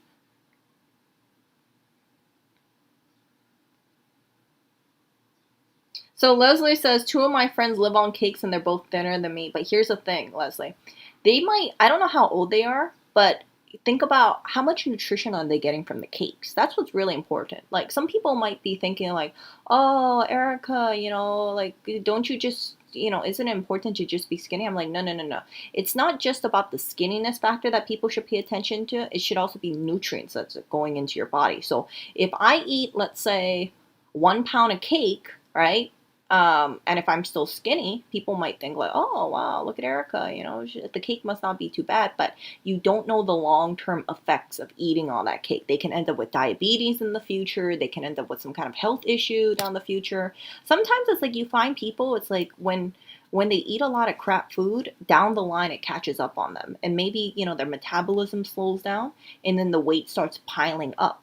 I know a number of people, it's like before they used to be super thin, and then they start eating all this like crap food, and eventually it's like the weight just piles on. It doesn't happen overnight. It has a slow progression of the weight going up, up, up, up, up, up, up. And for me, it's like I've gained, let's see, since high school, I've gained like about 10 pounds. Yeah, because before, actually in high school, I was underweight. I was like 105 pounds, and now I'm about 117 or so. But yeah, I always think like, okay, well, if I eat crap food, make sure I keep it in check, right? And then that's why sometimes, like I've told you guys, like you might see me like gorging on food, like at all you can eat, but the next day I'll eat super freaking light, and then I'll go back on my regular diet. So before if people like ate out with me and then we went to all you can eat, they could be like, wow, Erica, you have a really fast metabolism. Oh, like, do you always eat like this? And I'm like, no, I don't I don't always eat like this. And then if I do go to an all you can eat buffet, I'm not loading up on like the crap food. I usually go for the premium stuff. For instance, right? I would go for like the meat or the fish, or yeah, like the snow crab legs, which I love so much. But yeah, it's like you want to load up on high, like the proteins, not the frickin' noodles, not the frickin' rice. So it really matters about what you're putting into your body. I don't know any, there are people on the carnivore diet, and I think it's pretty extreme. I can't go on a carnivore diet. Like, I love too much freaking food to be on the carnivore diet. But you look at a lot of these people who are on the carnivore diet, they're not overweight. They're not. And yeah, let me show you guys this one. And I think Jordan Peterson is on the carnivore diet too, right? See?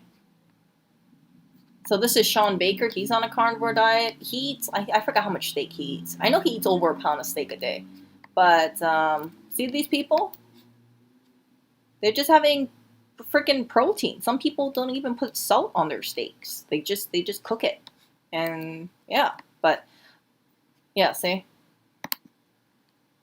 See like that? So you got your little bulletproof coffee. I'm assuming that's it, right? Coffee with the butter and then the eggs and then more coffee or choose one. What? Choose one.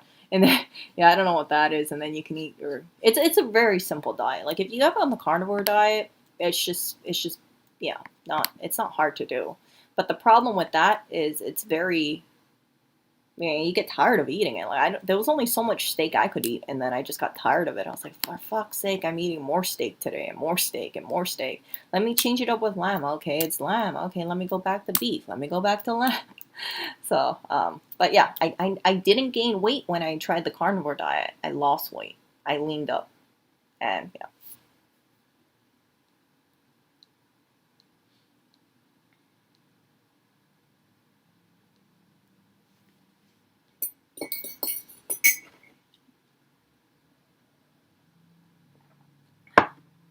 Yeah.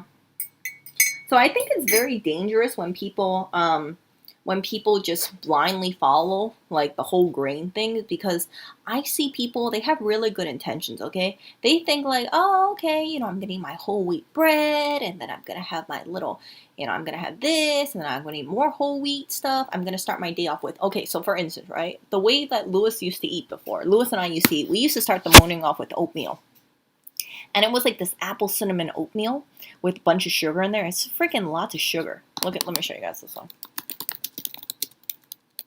I mean, this stuff is good. Don't get me wrong. But I think it's like 12 grams of sugar from that little fucking pouch. Okay, so this is a lower sugar variety. But like, where's the sugar? Okay. So that's not we got the regular one. This stuff is good, okay? I'm not going to diss the taste because it is really tasty.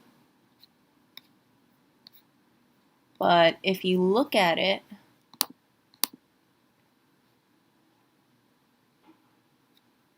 see that? 11 grams of sugar right here.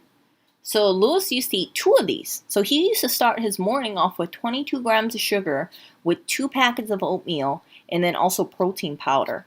And then probably about an hour later, he would be hungry.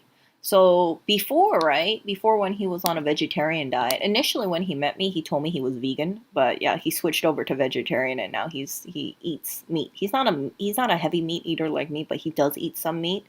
But yeah, he used to always feel hungry, and I distinctively remember that because I'd be like, how, wow, you just ate not too long ago. It's just going right through you, kind of thing. Not like IBS or anything like that, but it just wouldn't hold.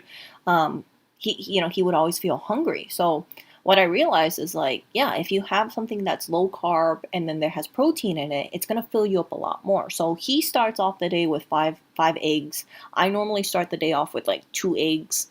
I think the perfect meal for me would be 2 eggs plus 2 strips of bacon, but I'm out of bacon right now, so I just had 2 eggs for breakfast. And that holds me for about, I'd say, until, yeah, it holds me up pretty damn well. And then I'll eat lunch, or sometimes I will even skip lunch, but I definitely eat dinner. So it's the amount of food that I eat is not that much, but it's not because I'm doing calorie restriction. It's just like, I don't feel very hungry.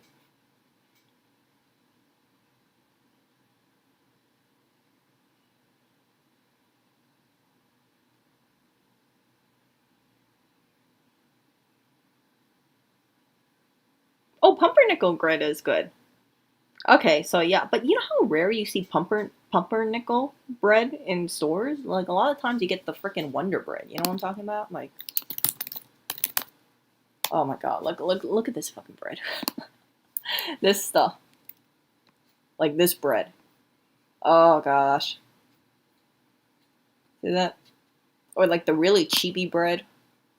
I know someone's gonna be pissed off at me dissing Wonder Bread, but I just think it's just like fucking filler food. It's just like fill your stomach up, okay. And like I said, I'm not being just a hater because I don't like bread. I really do like bread. I like peanut butter jelly sandwiches. I like peanut butter sandwiches with what not tomatoes with bananas on there with cinnamon and all this. Yeah, bread is a wonderful thing.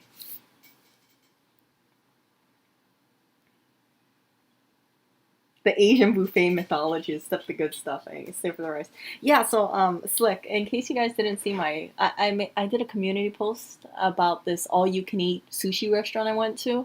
Holy crap. So I think it was like $24 and the menu was pretty extensive, but they gave me like the freaking thinnest slices of like I had like 3 rounds of sushi, right? By the time I got to the third round, they gave me like the world's thinnest slices of fish, and then it was just like freaking carb, just like a carb bomb. It was just like 80, I feel like it was like 90% rice and then 10% fish.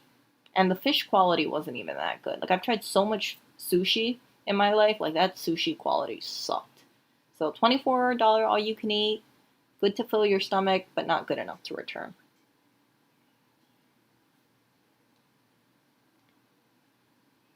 Yeah, so yeah, Jordan Peterson and his daughter Michaela's on the carnivore diet. And if you look at them, like they're not fat, you know? So he says his daughter and him and his daughter, they claim that they were able to reverse a bunch of things because of a carnivore diet. And again, it's like some people thrive on the carnivore diet. I just find it a little too restrictive being on the carnivore diet. You get tired of eating carnivore diet after a while. So see, she's not like for someone who eats a lot of steak. She doesn't have a weight issue. So I really think that for people with weight issues, sometimes it could just be they're loading up on the freaking carbs way too heavy.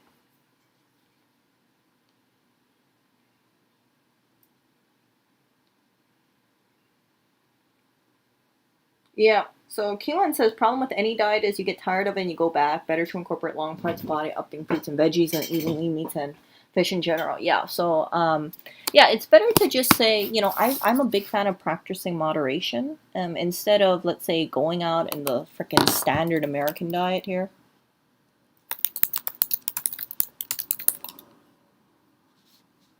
Like this crap. Oh gosh, Jim, I hope this stuff isn't in Australia. Seriously.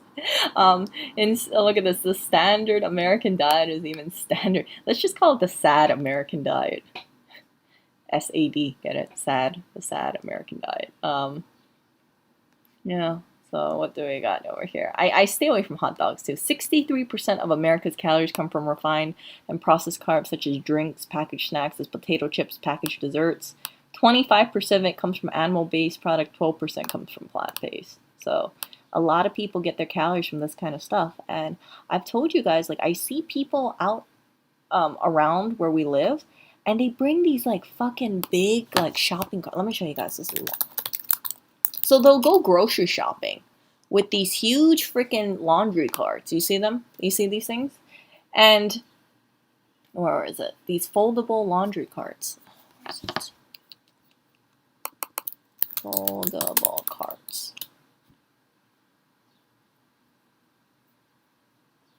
Yeah, so they'll bring these huge things like this, right? Just to go to a grocery store. And then I'll see them and they'll pack in like a bunch of sodas in there. They'll put in cookies in there. They put in a whole shitload of stuff. And then they leave, right? And then I look at these people and I think like, crap, you have so much freaking weight of food because you're carrying so much freaking drinks on you. And I know that people really like their sodas. Like, don't get me wrong. I really like Coca-Cola too. I used to drink a lot of Coca-Cola back in the day. But yeah, I stay away from that. I drink tea. Now I'm drinking matcha tea right now, actually. I've been on a matcha tea fix. Yeah, when you buy a lot of processed foods, it's like you have to lug all this shit home, and it takes up a lot of weight because 12-pack, 24-pack of soda is not light, and it's like you spend all that energy lugging this stuff home, or just putting it in your shopping cart, and then you have to lug it up a flight of stairs. After that, right, the weight on the shopping cart goes onto your hips, and then it's just like a sick cycle because you're really poisoning yourself with what you're eating. I do not believe 100% that when you go to a grocery store, all these food manufacturers have your health in mind. I think there's a huge push about people just gaining weight because it's cheap to make. Like potato chips last a long time. Processed foods, French fries last very long and it's cheap to make. But if you get something like vegetables and meat, right, that goes bad a lot faster than this heavily refined stuff. So yeah, where we live in New York, there's a lot of obesity. I see people who look kind of, they don't look like they're in good health at all. And yeah, but day in and day out, they eat the same fucking thing. And it's like, well, why does the weight pack on? Oh, maybe it's because of what you're putting inside of your body. See all this stuff? I don't even want to go to a place like I don't even want to go to a burger joint. Like if you wanna eat healthier, the best thing to do is just avoid going to like these fast food places. You can still go, but just heavily moderate it. See? 57% processed foods, 28% unprocessed, and then 15% refined sugar. Really sad. So, yeah, that's why when you see like overweight Americans, really not surprising. Oh, look at this. I love this. Eat less crap. Carbonated drinks, refined sugars, artificial sweeteners, and color and processed foods. Okay? Woohoo! Food wars.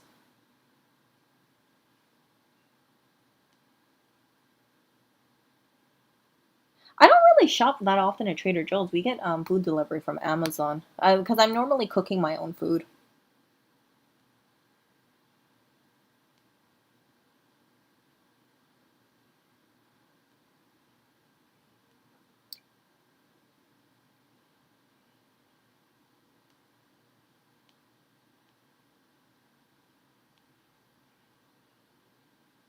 Oh, see ya, Hannah.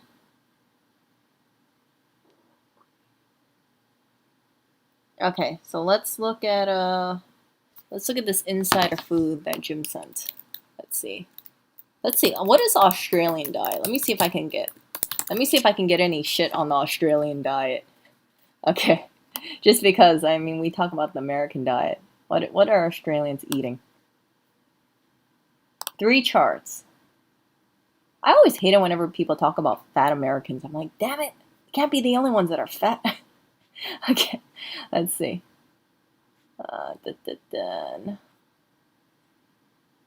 Okay, so let's see. Yogurt, fruit, cheese, lean meats. Wow, look at this. Fruit, lean meats, and yogurt are all about the same level. Dang.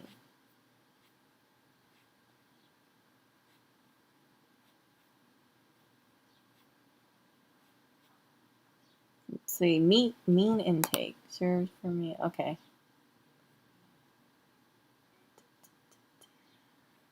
Okay, I'm not. I need pictures. I need pictures here. I don't want to look at this.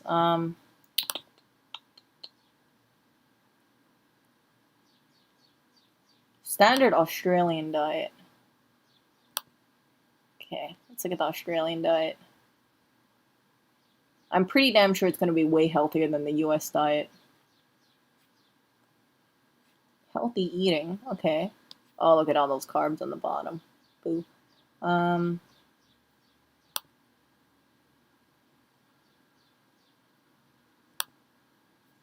I can't see anything.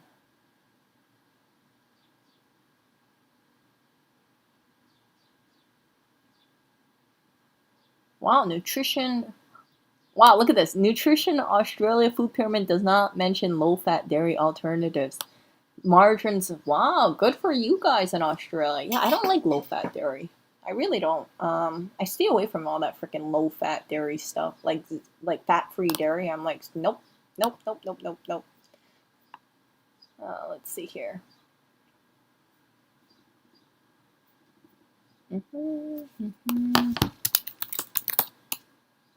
What are you guys typically eating in Australia? Oh man, that looks good. What do Aussies, let's see, nearly half of the Australian diet is ultra processed foods. Oh no. No.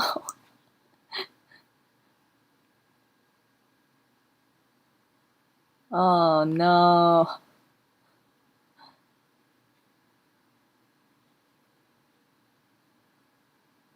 Yeah, junk foods.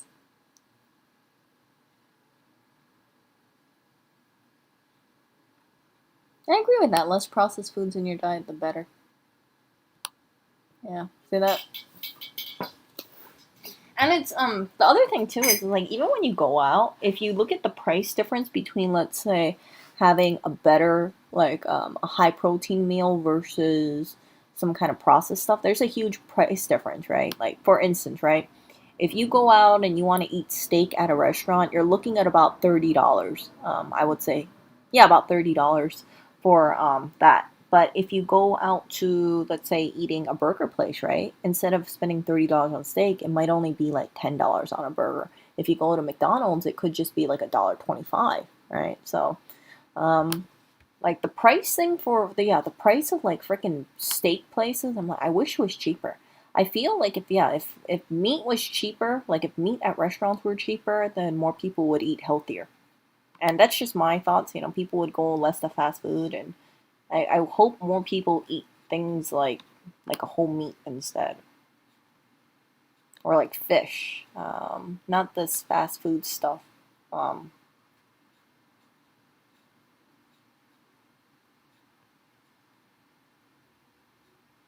ooh, ooh, are these clams or mussels? Ooh, mussels. Oh, I love mussels very much.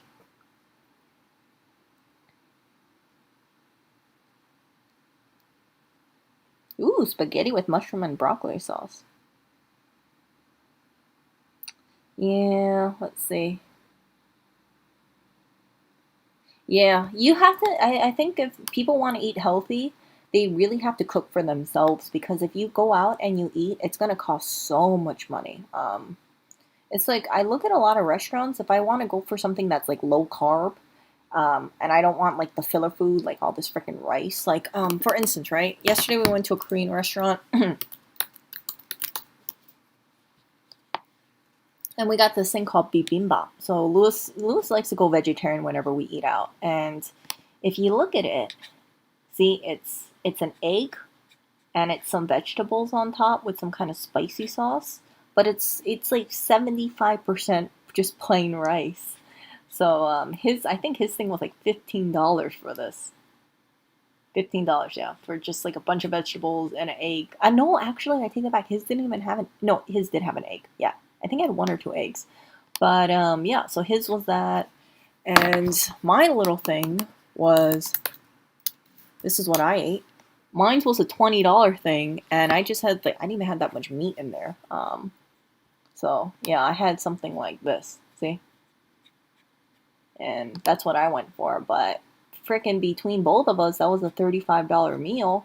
And you look at it, and it's like, frick, really? Like 5 pieces of beef, and then for $20, and then like a little bit of vegetables and rice. That's $15. So this is better quality food than, let's say, a fast food restaurant.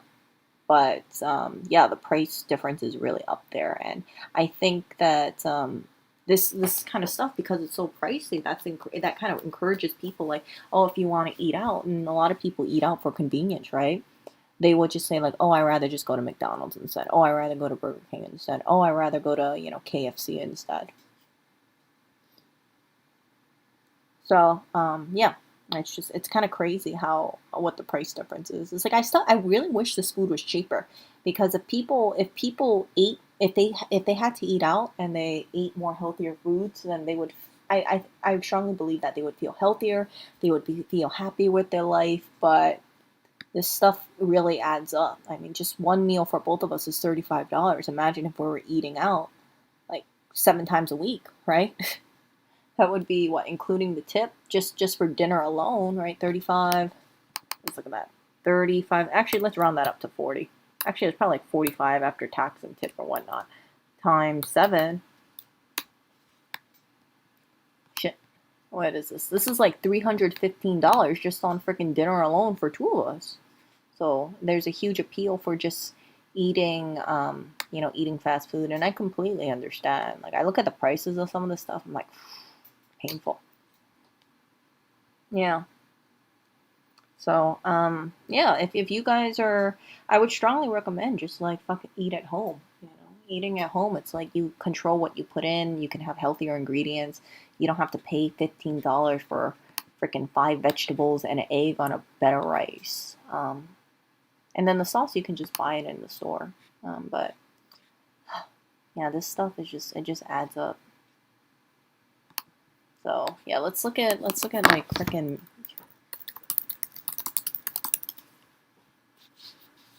See, and then you got the McDonald's meals over here. You know, the cheap meals, $6 entree. You got your Big Mac, your Coca-Cola, your fries, your apple pie, carb, meat, sodium, sugar, processed, ultra processed.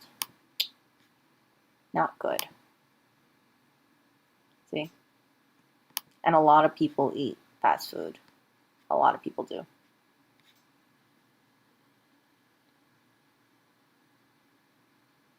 Mmm.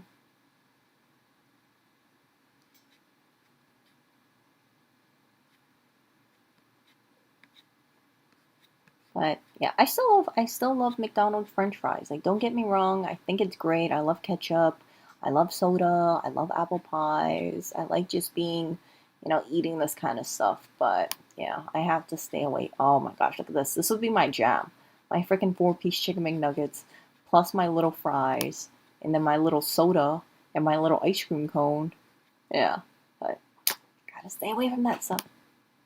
See? Oh, look at that. Chicken nuggets, apple pie. That freaking apple pie sucks. And then you got, what is that? A McFlurry? Kind of looks like a McFlurry. Cheeseburger. Oh, this looks good. It looks good. It's so tempting. I mean, it's nostalgic too. That's a dangerous thing. People eat this when they're a kid, and then they grow up, and then they just have like the flavors of their childhood there. Oreo McFlurry, for instance, right? Like, yeah, I should stop showing you guys this. Like, go look at something healthier. Let's look at quicker. Let's look at something healthier.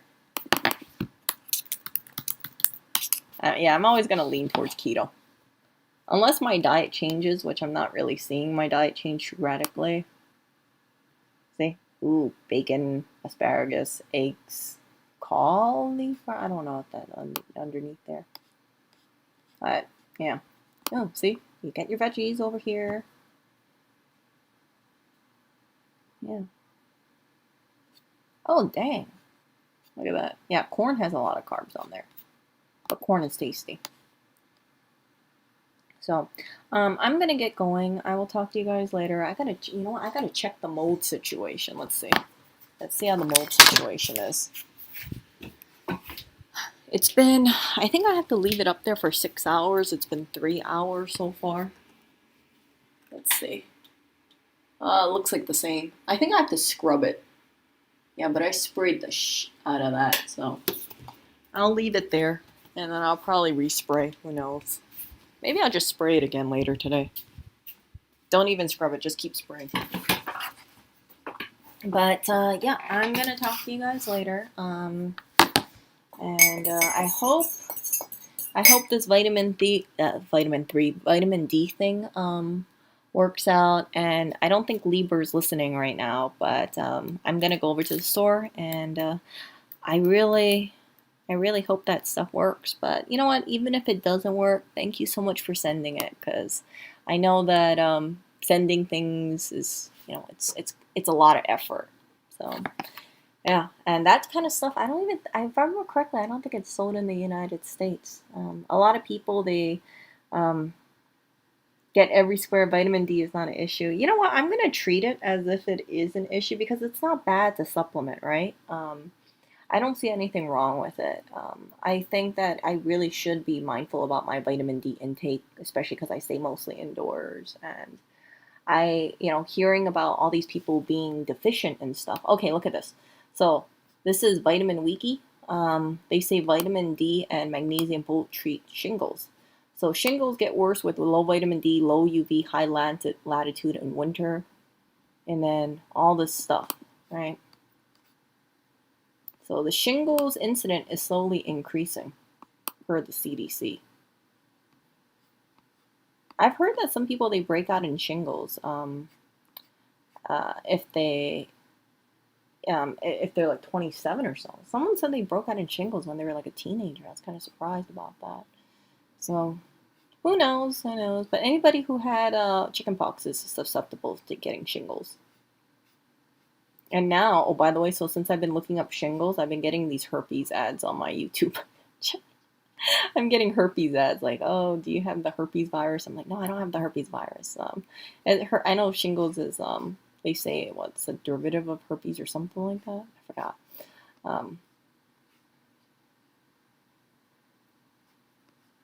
So you got all these freaking studies over here that talk about this. Pain following shingles 3 times more if less than 30 ng of ng or mg. Who knows? See. Oh, founders of Vitamin D Wiki 75 got shingles on his left neck. Yikes. So shingles, in case you guys aren't familiar with it, causes a painful rash. And yeah, my dad had this. See? So this one, unfortunately, this one showed up on this person's arm. I have some lumps that look similar to this on my leg, and I'm treating it with anti-fungal. Oh, look at that. See that? See those little blisters? And then yeah, they just pop. Oh my god, freaking sucks. See how this stuff comes in these little clusters? Oh. I feel bad, for like certain people. It's like they have all these breakouts and then they don't know how to get rid of it. Yeah. So what is the shingles cure? See, a reactivation of chickenpox virus causing a painful rash.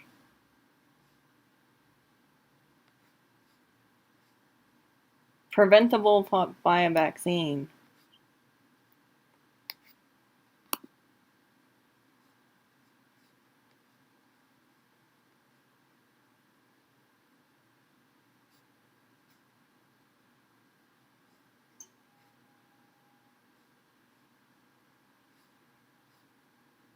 So the first thing you feel is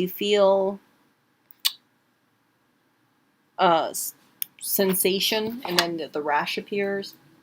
And I think this is why someone thought I had shingles on my chest, because I was feeling burning on my chest, but also on my face. I thought it was an allergic reaction to the grapes. And then yeah, I had a rash on my chest, and then hopefully, I hope it doesn't end up in blisters. And then afterwards, oh fuck, it scabs and it crusts. Oh, yeah, so this is the stuff that you see, like in some of my pictures. And yeah, so you can, oh gosh.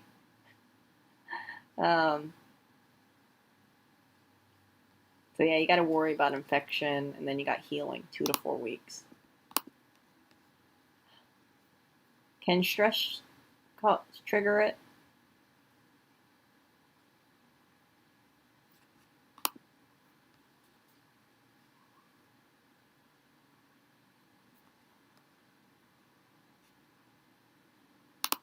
So look at that.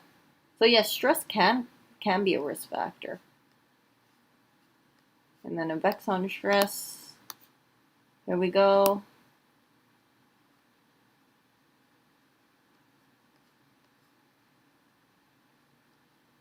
How do you treat it? Oatmeal bath. Oatmeal bath, lots of rest, keep your stress to a minimum, and that's it. But yeah, it's not contagious. So I'm just like, yeah, I know people would say like, just lower your stress levels. You can't help but get stressed when you see certain things, and then you just read certain things, and then it just kind of gets like on and on and on and on. But at least I'm doing something about it now. So yeah, we'll see how my arm turns out. We'll see. Let's see. Yeah, let's see. Fungicide, it doesn't bleach the mold. You know what I heard? So this is the one that I'm using right now. Let's see, mold spray. Hold on. One moment. Let me close some freaking ads. I'm not ads. Stuff. So the one that I got was this one.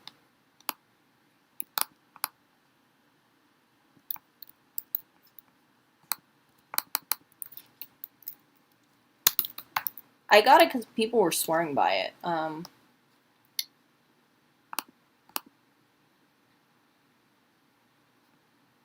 Yeah, see? Most widely used. It eliminates existing mold, prevents it from growing. And let me find that picture. Mold. And it's like $10 for 32 ounces.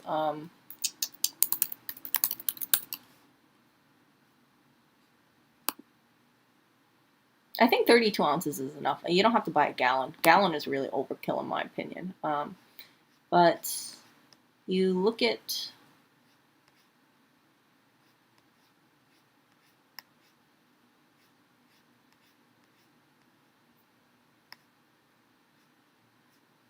let's see.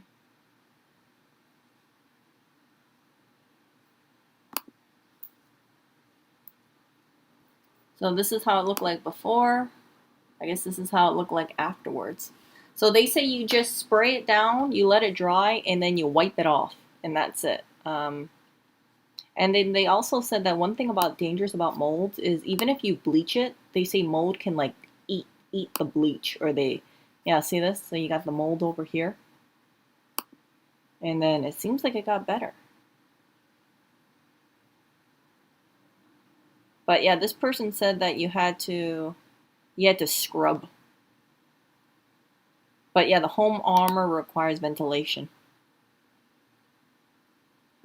So I just got this little thingy-majiggy, that Concord leaves a stain. Oh no. Oh well, we'll see how it turns out. Before, after. We'll see. We'll see how this turns out. So, do we have more pictures? Oh, look at this. Oh, for frick's sake. Oh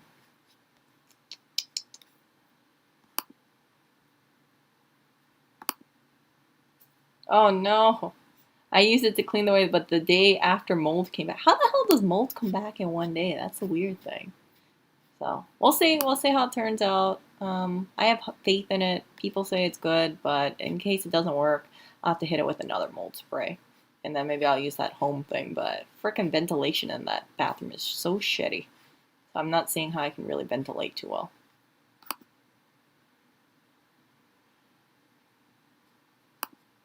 Where is it over here? Mold bloom. So you can see the mold over here. Afterwards. Ta-da! Okay.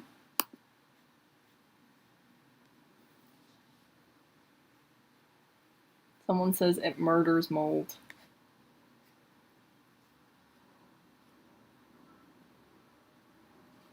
So you apply it and the spores are killed as the product dries. It's not a miraculously mold space, but the spores are dormant. So after it dries, you left it on, you clean the area and you apply more as a preventative.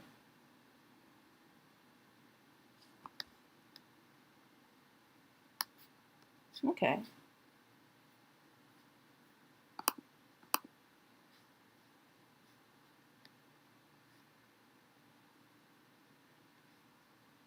Yeah, so I got to fix our dehumidifier. I think it's clogged up somewhere, so I'll just open it up. Oh wow, look at that fogger. Damn, you can fog the whole place.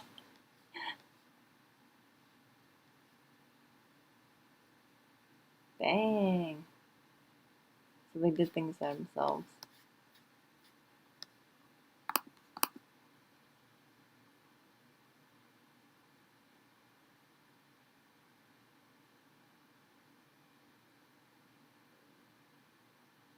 Do you have ionizer? No, we don't have an ionizer. We don't have that. I have my mold spray running around right now.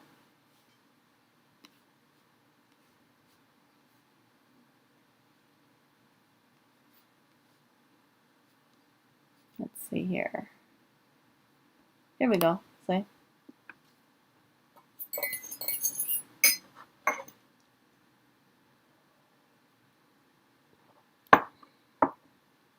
So, yeah. I'm going to try and, let's see.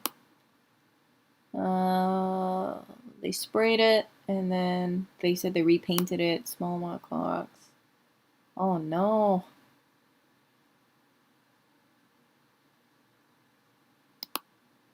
Oh, they bought this, and instead of spraying it, they poured some into a jar and paintbrushed it on.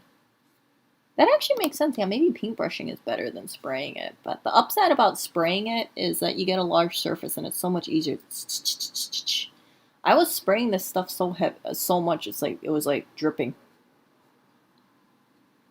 So I had to take out everything in the bathroom. Let's see.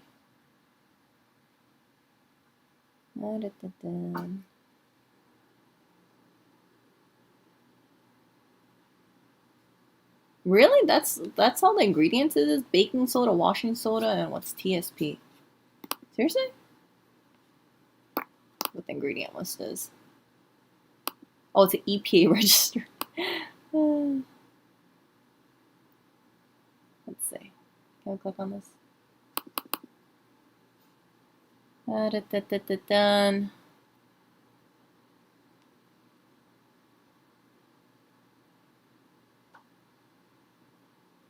Physically crushes mold spores and treated to entertain a fair. Done. Yeah, don't need a dilute. Remove heavy mold. Apply product until evenly wet. Wipe off excess. I didn't. Allow treated surfaces to dry completely. And then reapply product or wipe or scrub area if the mold stains. I'm going to reapply it afterwards. And yeah, or you can also do cloth, hand spray, electrocompression.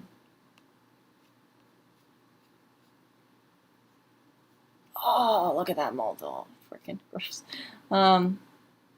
Yeah, so eliminates molds and prevents molds. That's what I want. And yeah.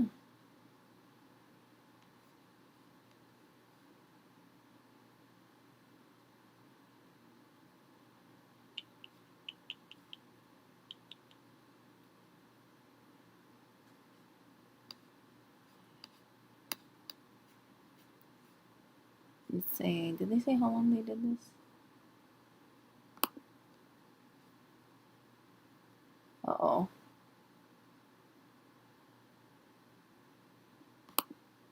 Yeah, so I guess it depends how heavy the mold is, right? If it's a light thing, then maybe you could treat it yourself. But if it's so freaking deep in there, then, as some people said, maybe you have to do renovations.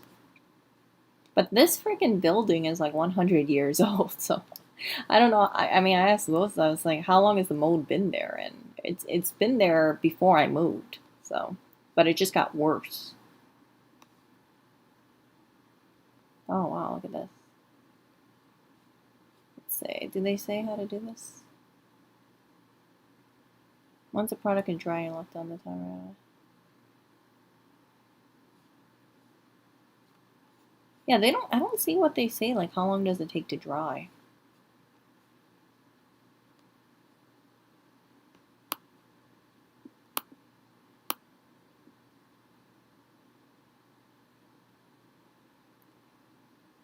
Look at this. Remember, bleach doesn't kill mold. It promotes it. Vinegar kills mold. Crazy. Dang. Colloidal silver.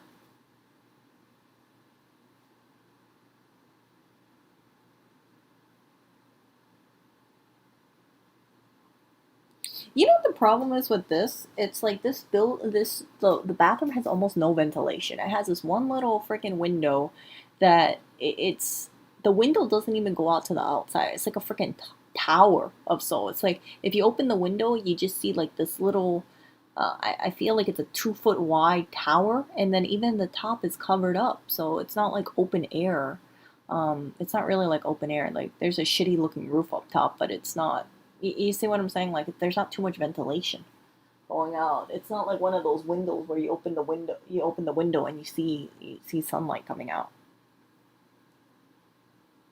Let's see.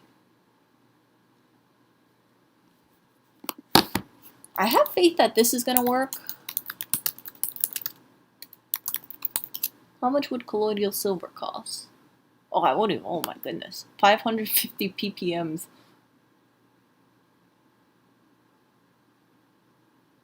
Oh, sovereign silver. That kind of stuff. Well, I'm going to take it on this step, see if this works, and then maybe I'll try colloidal silver. Silver mold. Wow, look at that. How colloidal silver beats toxic mold infections.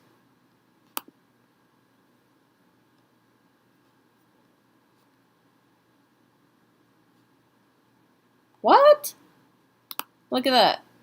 You know, Ed McMahon, he received $7.2 million insurance to settle his law that toxic mold in his Beverly Hills home made him and his wife ill and killed their dog. Dang. So look at this. Mold is really a big issue.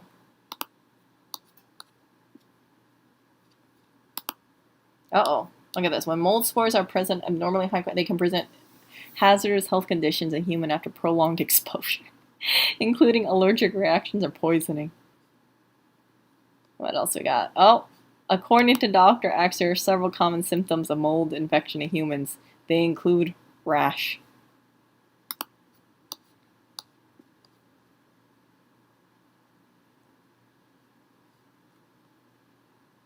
Dang. Yeah, so I'm on the way to kill mold. And see how that works out. Yeah, I've heard about that. Yeah, I know, Andrea. So, yeah, I remember you told me your dad makes colloidal silver.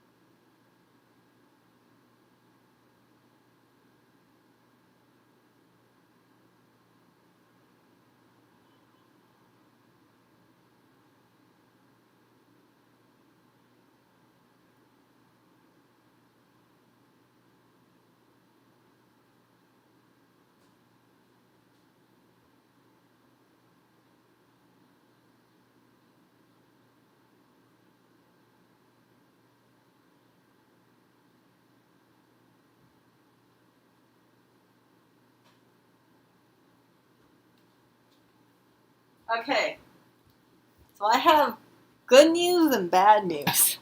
The good news is that it looks like it dried. The bad news is that it seems like it's not rubbing off. And that was what 4 hours ago. So I imagine it's already that. I mean, it doesn't take that long for this thing to freaking dry. So I don't know if it's stuck in the paint or what's going on there. But I tried rubbing it off with some tissue, and it just didn't rub off. It's staying on there.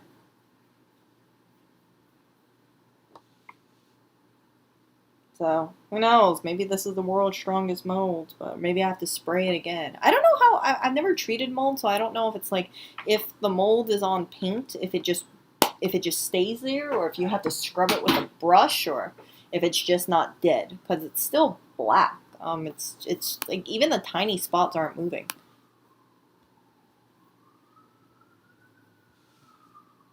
Anyone have any experience with mold? Let's see. Scrub mold off walls. Off paint. Does it actually go off? Remove mold from painted surface. Oh.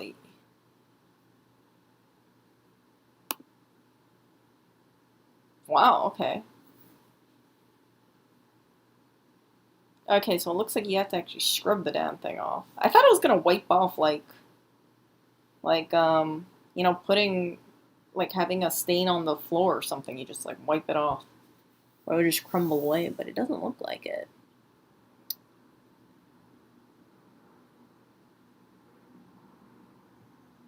It's a headache. Oh no. Partey, how did you do that? Did you manage to scrub it off? Because it's like the mold looks like it's still on the paint. It's not budging. So I don't know if it's dead or alive. I can spray it again though. See? He said this. Once time has elapsed, use okay, see, so that's what they like. They like paint and they like wood, which makes sense why it's all over the wood.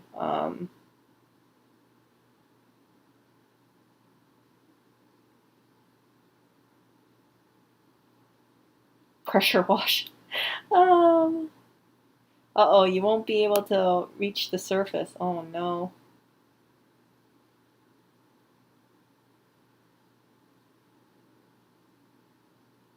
Oh yeah, see what they say, make sure there's no fungus inside your wall.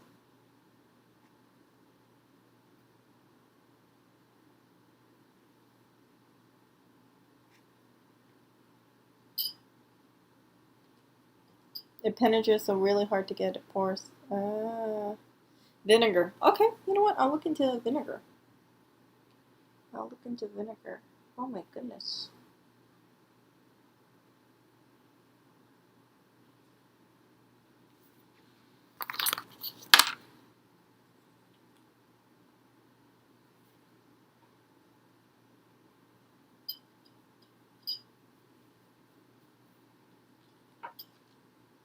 Vinegar.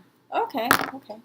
So I'm gonna do another round of spraying, and then after I spray it, I'll try to. I mean, 2 rounds of freaking spraying, and then I'll see how it works out, and then if not, I'll vinegar the damn thing. And if the vinegar doesn't work, then I'll have to try colloidal silver, and yeah. If that stain still remains, then I probably tell myself like, man, this thing is freaking stuck in here. I probably have to paint over it. Um, and I mean, like the paint is so shitty anyway, so I don't mind painting over it. It's like a really bad paint job. Seriously, they had some painters paint the building, and they painted our front door. Oh my gosh, it's like the messiest paint job ever, you guys. Like if you guys, I should show you a picture of our front door. It looks so shoddy. They should have just asked me to do it. Like I would have done a better job. Yeah. Scrape it off. Use a paint mix with a bit of fungicide. I don't think I'm gonna be able to scrape it off. I'll probably just repaint it, and then yeah, see how that works. But then I also worry about the freaking ceiling one because we have some on the ceiling.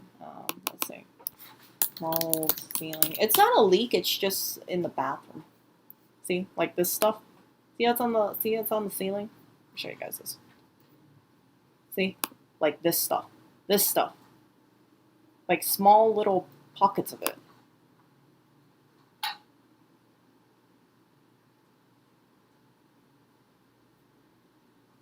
But it's like not very much of it.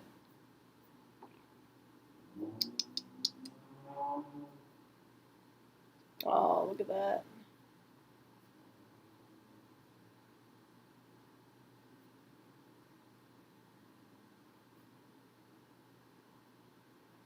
Covering the body. Okay, paint polymer mold paint.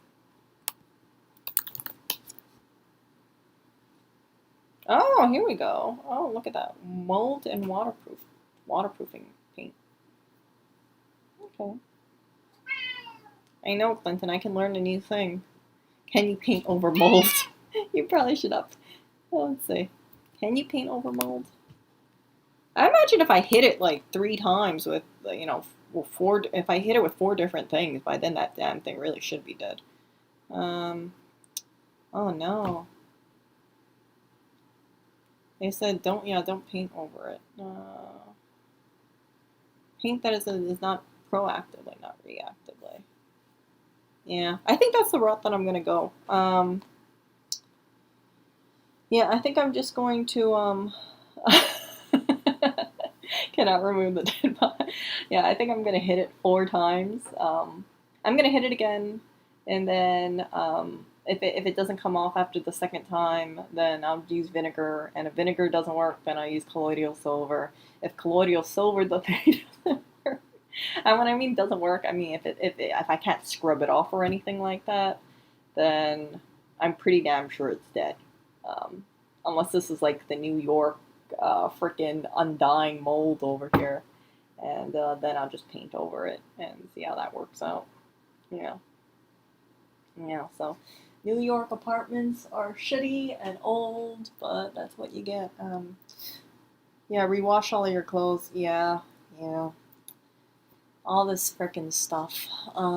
So that's, yeah, I'm gonna have to wash a lot of stuff afterwards. Doesn't come back. Oh, yeah. I gotta kill it.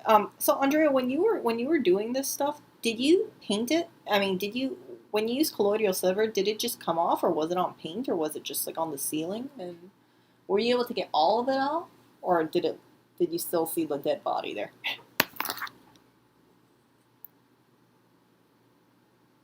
Because I know someone who I know remember like when we had water damage in the apartment that I live in Hawaii, the solution to that was make sure that, yeah, it was like there was mold on a cabinet, so they just replaced the cabinet backing where the mold was. It comes off, no body. Oh, okay, so Andrea is very good at disposing of bodies, as you can see. Just say, cut the wall and ceiling and replace it. Yeah. Yeah, that might be a little expensive over here. On the flip side, I wanted to show you guys this. And I know I'm getting really off topic here, but I'm going to show you guys this one. Oh, I'm going to watch that later. So I was talking to Lewis, and one of the complaints about the apartment that we live in is that we don't have enough natural sunlight. So if you guys are familiar with the apartment, it's basically one long rectangle, and then you got 4 windows, 2 windows on each long side. But because it's like I feel like it's like a 40-foot, 30, 40-foot long apartment, one long ass rectangle, you don't get sunlight in the middle. So when the apartment looks gloomy, I mean, when there's not too much light coming out from the windows from the opposite side of the apartment, it looks really fucking gloomy. So I was looking at apartments, and I said, "Hey, do you want to like go apartment looking in New York and see how it is?" And he was like, "Why?" And I was like, "Who knows? Maybe if he wants to live in an apartment, like an open air apartment, maybe he would like that better. I think that would help him out a lot." So I was looking at this, right, and I know the apartment, like the prices are crazy here, but I wanted to see how big the studio was. I was curious. But look, they don't tell you what the square footage is, but you see, like it looks like there's a lot of lighting here. See that? I don't know how much, like this is definitely more expensive. Like look how expensive this place goes. Like $5,000, $8,000. But see all this freaking lighting? I think that's what Lewis needs in his life. We need more windows in this apartment, and it's just not happening. So yeah, I was telling him, I said, if you want to move, I don't know what his thoughts about moving into an apartment would be, but yeah, he wants to move out of New York. I was telling him, like, maybe if you just have an open air apartment instead of like an apartment like this, maybe that'll make a big difference. Maybe you'll be happier, right? Like, I can't imagine like you look at the view of this apartment or something, and then maybe you'll be better. But yeah, living in a studio, I mean, like, look at this. 3,650. They don't even have a picture of how the freaking thing looks like. Wait, is this a studio? No, this is all. Yeah, see, so studio, maybe you get a little bit of lighting. That's it. It looks tiny already to me.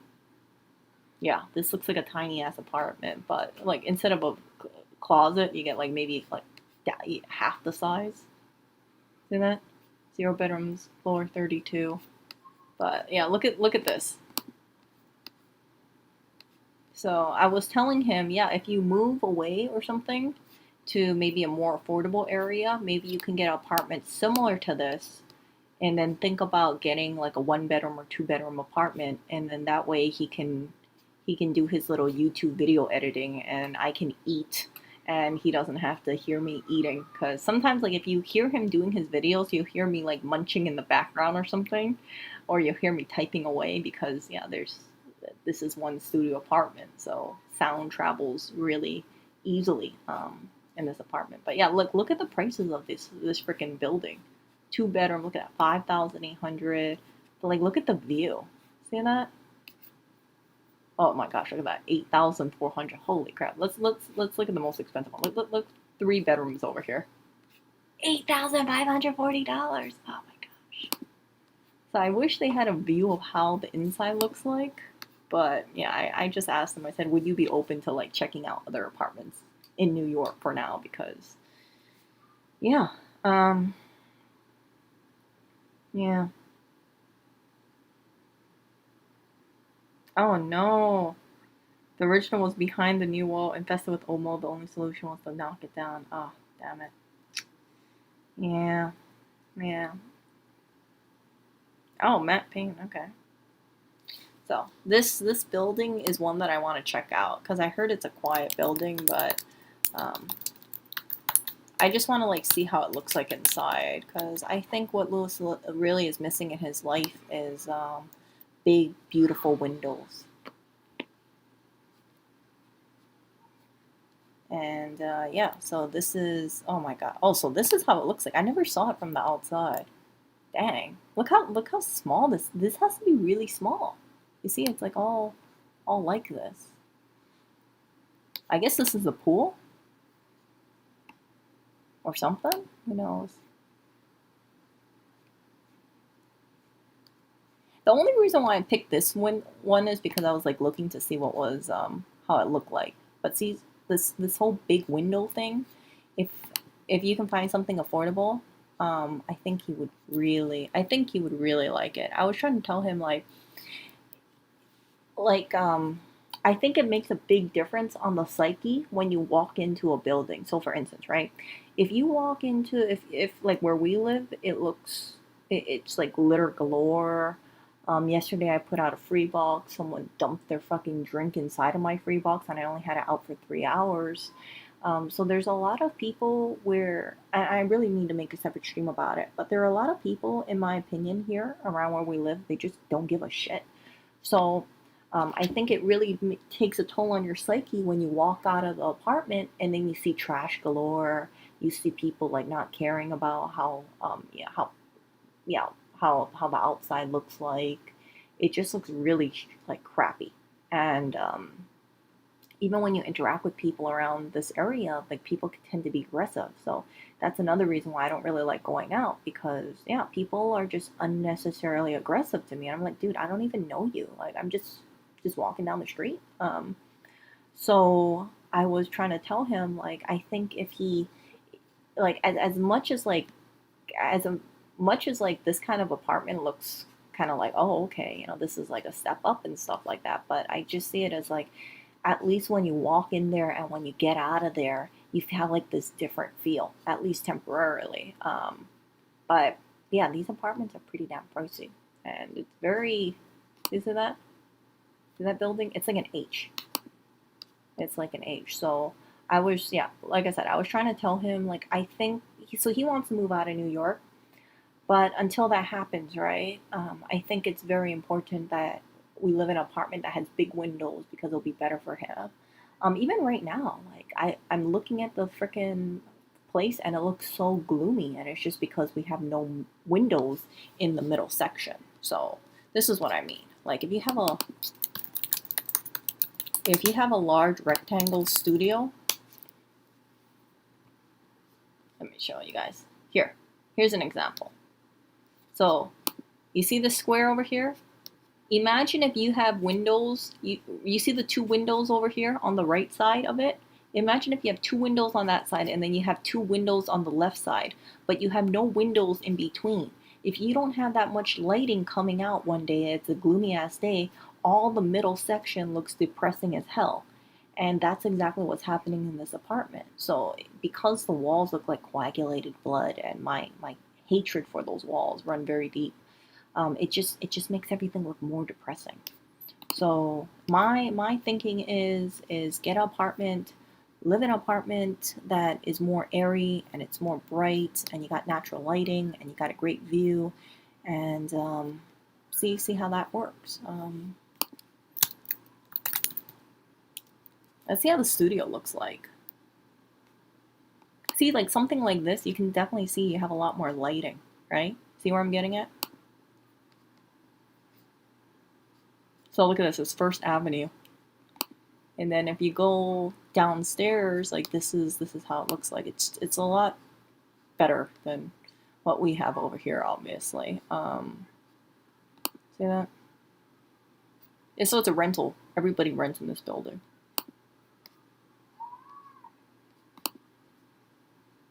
See? So you wake up and you see the freaking outside, and even if the outside looks gloomy because you have so much windows, it looks less gloomy. That's the point I'm trying to make. So, I think that could be an alternative, but moving off to a less expensive place, and if you can have something similar to this in a less expensive place, that would be ideal. Again, I'm a big fan of, let's say, doing something like this, but it's a 2-bedroom. Because 1 bedroom, he can put all his recording stuff or his video editing stuff in there, and then also have his speakers in there, and then the other bedroom you can sleep in. So let's say, like over here, if you get a 2-bedroom, it's very expensive. See, look at that. See. The other thing I don't like about this building, though, I feel is like you're setting yourself up for voyeurism, right? Because everybody has these freaking big ass windows, so someone else can look into your place, maybe. See? Oh, look at that. Do you have curtains? Oh, you do have curtains. Yeah, you do. See? Then there's a pool. And yeah, so wow, look at that. Yeah, that's a huge upgrade from the mold infested stuff that we have right now. But there's no tub. Yeah, I don't like stand-up showers. I hate stand-up showers. This is like the kind of stuff that I'm just bringing up because. And then I know there's another building in New York that's pretty affordably priced, but it's small. But it has the same kind of window thing, and I remember hearing some like YouTube influencer lives in that building too. Like another YouTube influencer. And it has really nice windows, but I can't remember what frickin' one that is. But the downside about that building is I heard it's very loud. So you got people partying and stuff.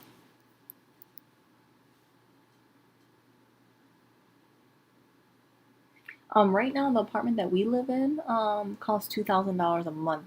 So moving over to a place like this would cost significantly more, like 3,000 ish. I don't know. Let's see ish for a studio. But if you go to like 1 bedroom, 2 bedroom territory, you're looking at 8,000, which is way out of budget.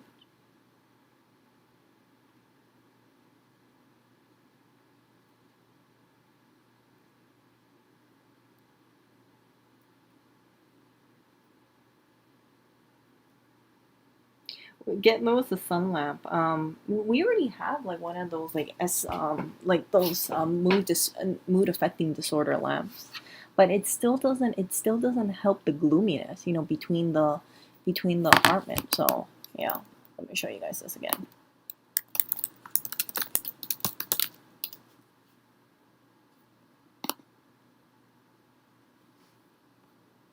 Yeah, so just imagine this floor plan, right? You see it?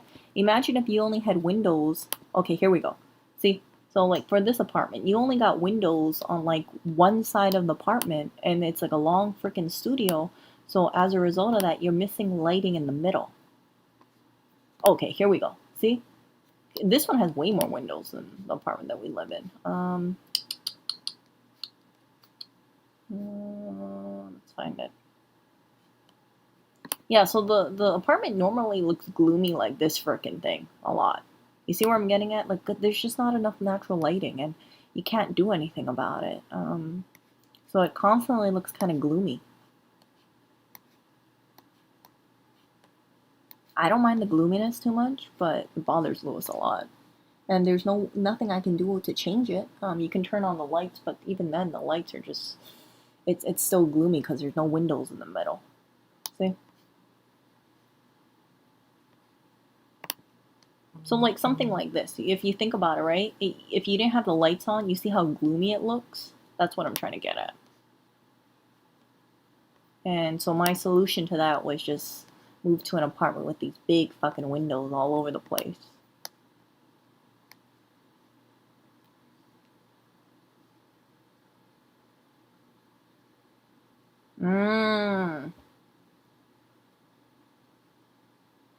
Yeah, he doesn't have too much oh, cooling. Oh, okay. Yeah. That's a good point. Let's see. I've never lived in an apartment where they have these big freaking windows. I've lived in like in Hawaii, you got these big open air lanais. But yeah, none of these windows. So I don't know how insulation is looking at this stuff.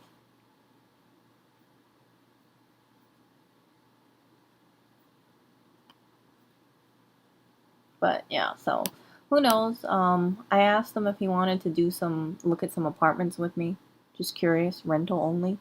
And he was kind of hesitant, but he said, okay, yeah, sure, I'll check some out. I told him, I said, maybe it'll make a big difference. Maybe if he goes to another apartment and he sees how the view is like this, maybe it'll perk up his day. Because when he looks out, at least he gets a view. Not like a shitty, like, yeah, we don't really have much of a view of anything. Yeah. So there's another one. Yeah, so this kind of place, I think it's really important because I think that, yeah, I think he needs to live in a place with big windows. See this place, for instance? You see how it looks? You see how you got the two windows at the end, similar to, I know this is like a spa of sorts, but you can see, like, if you only have two windows at the end and you don't have anything in the middle, it looks gloomy as hell. Really gloomy.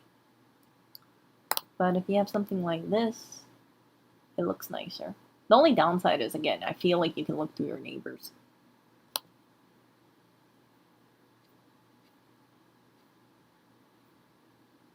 Yeah. We'll see. I was just looking at that one because it popped up and the name looked interesting. But, yeah, there's something else. See? That's a nice view. Oh my god. How important is this apartment $17,000 a month? Hold up. Look at that studio, $2,490 to $17,000 a month. Holy crap. But okay, here we go. We got square footage. Oh crap, this isn't gonna work. Look at that. Studio apartment, 535 square feet. So that means we would have to lose half of the apartment space here. And then you'd be paying $400 more. See that? Because I'm assuming the other studios are the same price, the same size, right? About 500 square feet. So over here, yeah, it's 1,100 square feet. Over here at American Copper, one studio is 535. So yeah, that's like a 50% reduction. Fuck. That's a little small. Let's look at the one bedroom. 600. Oh, look at this. 642 square feet for one bedroom. You're looking at $3,000 to $6,000. Holy shit. Let's look at the two bedroom. 900 square feet. 5,847,000 to $12,000. So if you live in the upper floors, you're looking at $12,000 a month to live in 906 square feet. Three bedroom. 8,541, and then, or if you want, yeah, which is the same size as this apartment, 1,100 square feet, it's $12,000 to $17,000 a month. Holy shit. Well, you're not going to be able to get our freaking ass. I mean, like, it's going to be hard getting 3 cats plus 2 people in 535 square feet. What do you guys think? I think that's tiny, right? 535 square feet for 2 people, 3 cats. I don't know what to do. I mean, I can't knock down a fucking wall, so there's no way I can get more lighting in here. Yeah, I don't know. So, if you guys look at, let's see.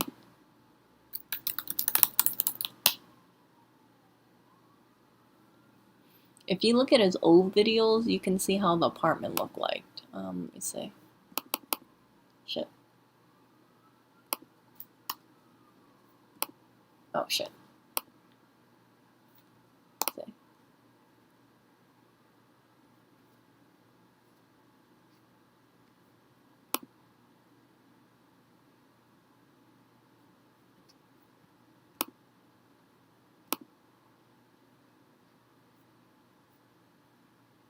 Yeah, see, so this is basically the apartment setup. How it basically looks like. Once I start to actually Damn incorporate these this, eggs. Let's say 3 or 4. So that's basically his apartment before, right? So it's just one freaking long ass place with the 2 windows on this side, 3 windows actually, and then 2 windows on the opposite side. So you can kind of see it looks gloomy. It looks really gloomy if you don't have the lights on. You see where I'm getting at? Like you see the color of the tile? I mean the bricks. Look at that great brickwork over there. It just like I don't know, it just looks so depressing to me. See that color? It's not even like a happy brick color. I call it coagulated blood color. And the brickwork is not very good. So yeah, you got that, and then here's how the front looks like. Of course, you know there's a big difference. Oh my god, look at this. There's a big difference in how it looked like before. So this is when the cats were scratching out everything, and then of course you guys know how the front looks like now. There's a whole bunch of fake flowers and things like that now, um, and yeah, see that. So that's basically it. Let's see over here. Yeah, see that? It just looks so heavy. Yeah? It's like you got no windows in between. So I've tried my best trying to brighten the place up, but it's really hard for me to do that because I can't work with this freaking tile. I mean with the freaking um, brick. Okay, here we go. Hi. See? So that's basically it. I mean, it's a big apartment. It just looks kind of depressing. See? So imagine you coming home to this, and yes, I know it's so much emptier back then, but it's just like there's no lighting. You see, you can even tell like, yeah, you have like the lamp over here, you have the freaking 2 lights in the back, but other than that, it's just kind of dark and gloomy, and the just yeah, everything just looks heavy. So I've tried my best trying to brighten the place up, but even then, it just still looks gloomy. So that's why I think we need windows. These windows, you see the window right behind him to his to on the right. You see that little square window? That's a false window. That window has zero fucking lighting. You remember that tower thing I was telling you guys about? Yeah. So if you open that window, you'll see no natural light coming out from there. Really, even if it's a bright sunny day, it's a useless fucking window. Yeah. So I've always struggled with this because I just think like, how do I brighten this place up? Flowers? More flowers? More and more flowers? That was always my solution to it. But I don't. Yeah, I'm kind of like toning down the flowers right now, and even then, it still looks gloomy. So yeah, we'll see. We'll see. So that is the whole thing with this, and that's why when you see that versus this, you can kind of tell like yeah the mental space you're at versus here you can see a huge difference, right? Imagine it's like you wake up and you get some natural lighting. See like that? Like it looks more happy than that. See? Before? See where I'm getting at? See all the lighting? But yeah, you pay a price premium for this kind of stuff. But I really do maintain that those having those windows or having more windows rather than these freaking that one useless window right behind his shoulder, like that doesn't count as window. And then the 3 windows over here which have limited lighting, we really need to have like bigger brighter windows, and that'll be much better.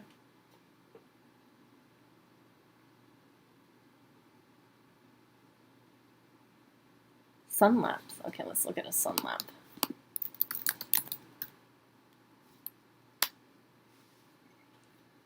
Ooh.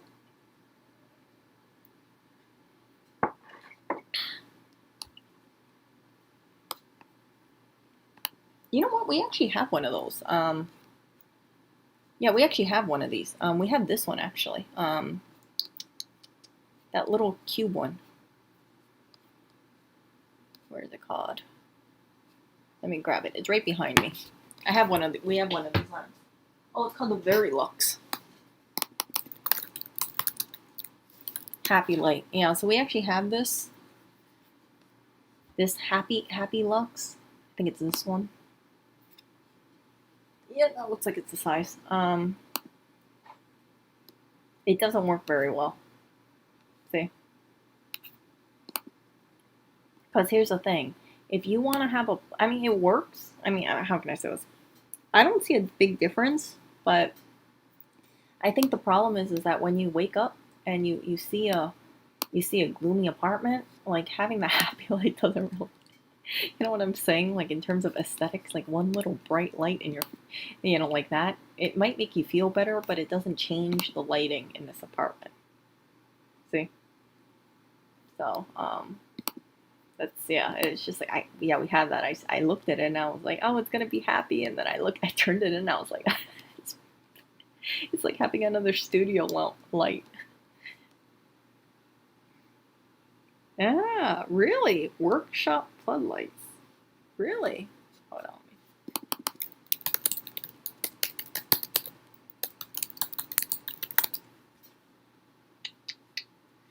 Oh. Yeah, where would we anchor it though? Oh, these things. Oh.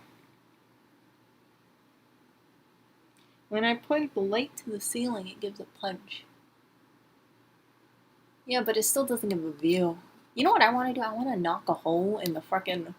I want to knock a hole in the wall, or just put like a giant frickin'...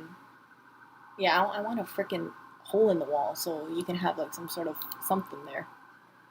But it's hard.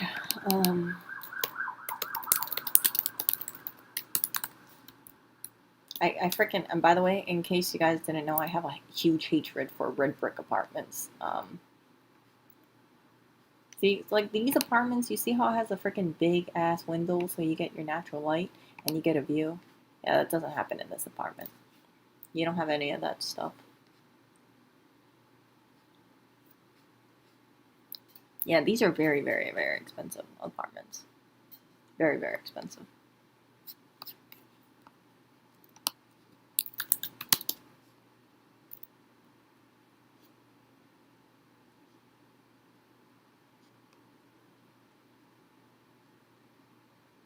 See, like something like this, you can tell like this apartment looks much nicer ish than this one. I don't know. I don't know how to upgrade this apartment currently. I'm really struggling with it. Even like something like this. Like it just irritates me. Let's see. Okay, these are a trip hazard. See those stairs? Not a big fan of this. Oh my god, look how tiny that sink is. Holy shit. Look at this. How much is it? How much is this apartment? Oh, they don't tell you. Studio. What? No, that's not right. 4,000 square feet. Bullshit. Yeah, they don't tell you.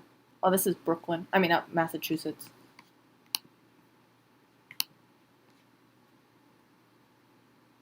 Let's see here.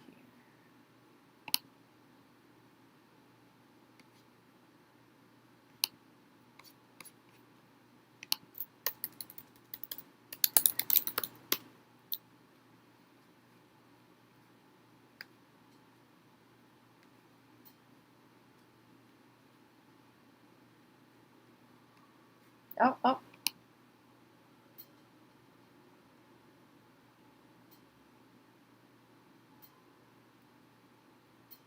This wouldn't look too bad.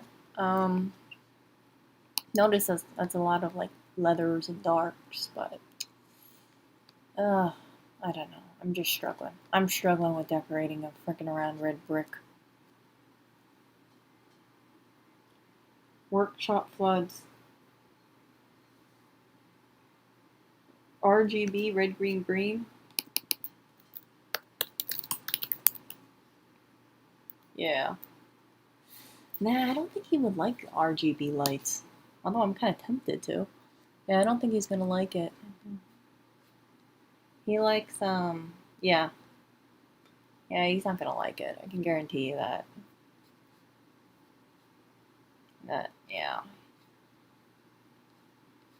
How do I make an apartment like this look more aesthetic and welcoming and lively and bright? I don't know. I have no idea. I have no idea. So let's see. See, like all these other apartments, you see how it has like good lighting or it has like nice white freaking walls and stuff like that. Over here, it's just. I tried. Um,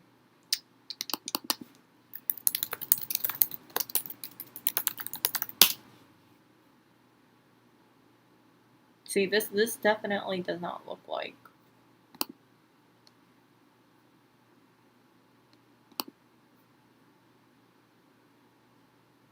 I guess like this.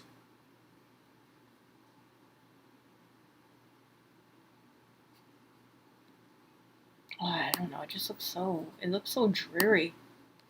It looks so fucking dreary to me. See, if you had a big window, at least you could do something like this, right? But there's no fucking big window that we have. It's just. Yeah, it's just Yeah, these apartments look way too nice. Okay, let's look at this one.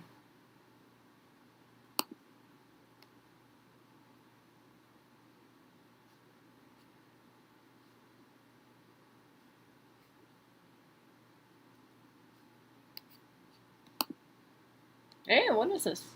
54 West 84th Street? 3 rooms, 1 bed, 1 bath? No, you have to be sharing this with people. There's no way it's a fucking 3-bedroom for 1,800. Hey, this looks kind of similar. Yeah, this looks kind of similar to the place that we're at. Ish.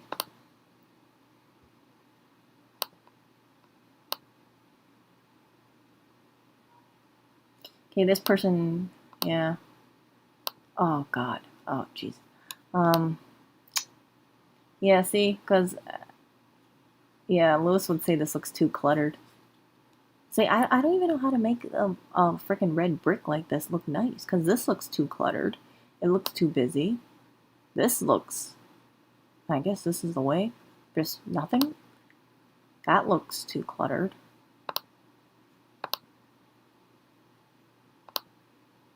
That looks too cluttered. See, you can see people try to decorate it, but it just clashes because it's like this freaking red brick. You hang anything on there like a painting with color, it looks like shit. I found out the hard way. So this kind of stuff, it's like you don't decorate it. You just leave it be and you just live like that, I guess. Yeah. Let's see here. What else do we got here? East.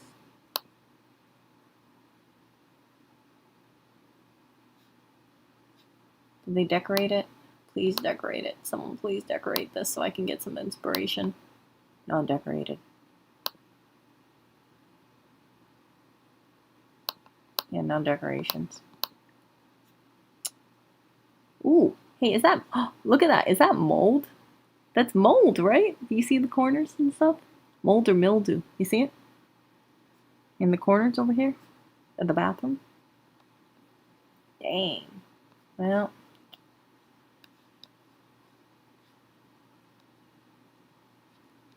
Yeah, I gotta figure something out.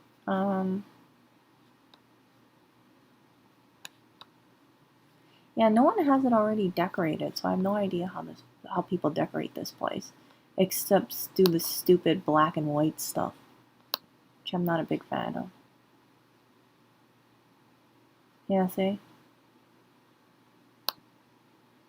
Okay, this could work. Stick with the color scheme.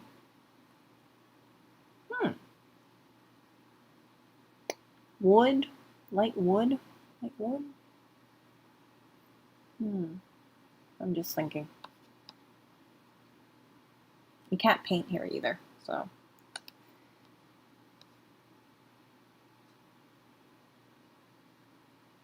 Yeah.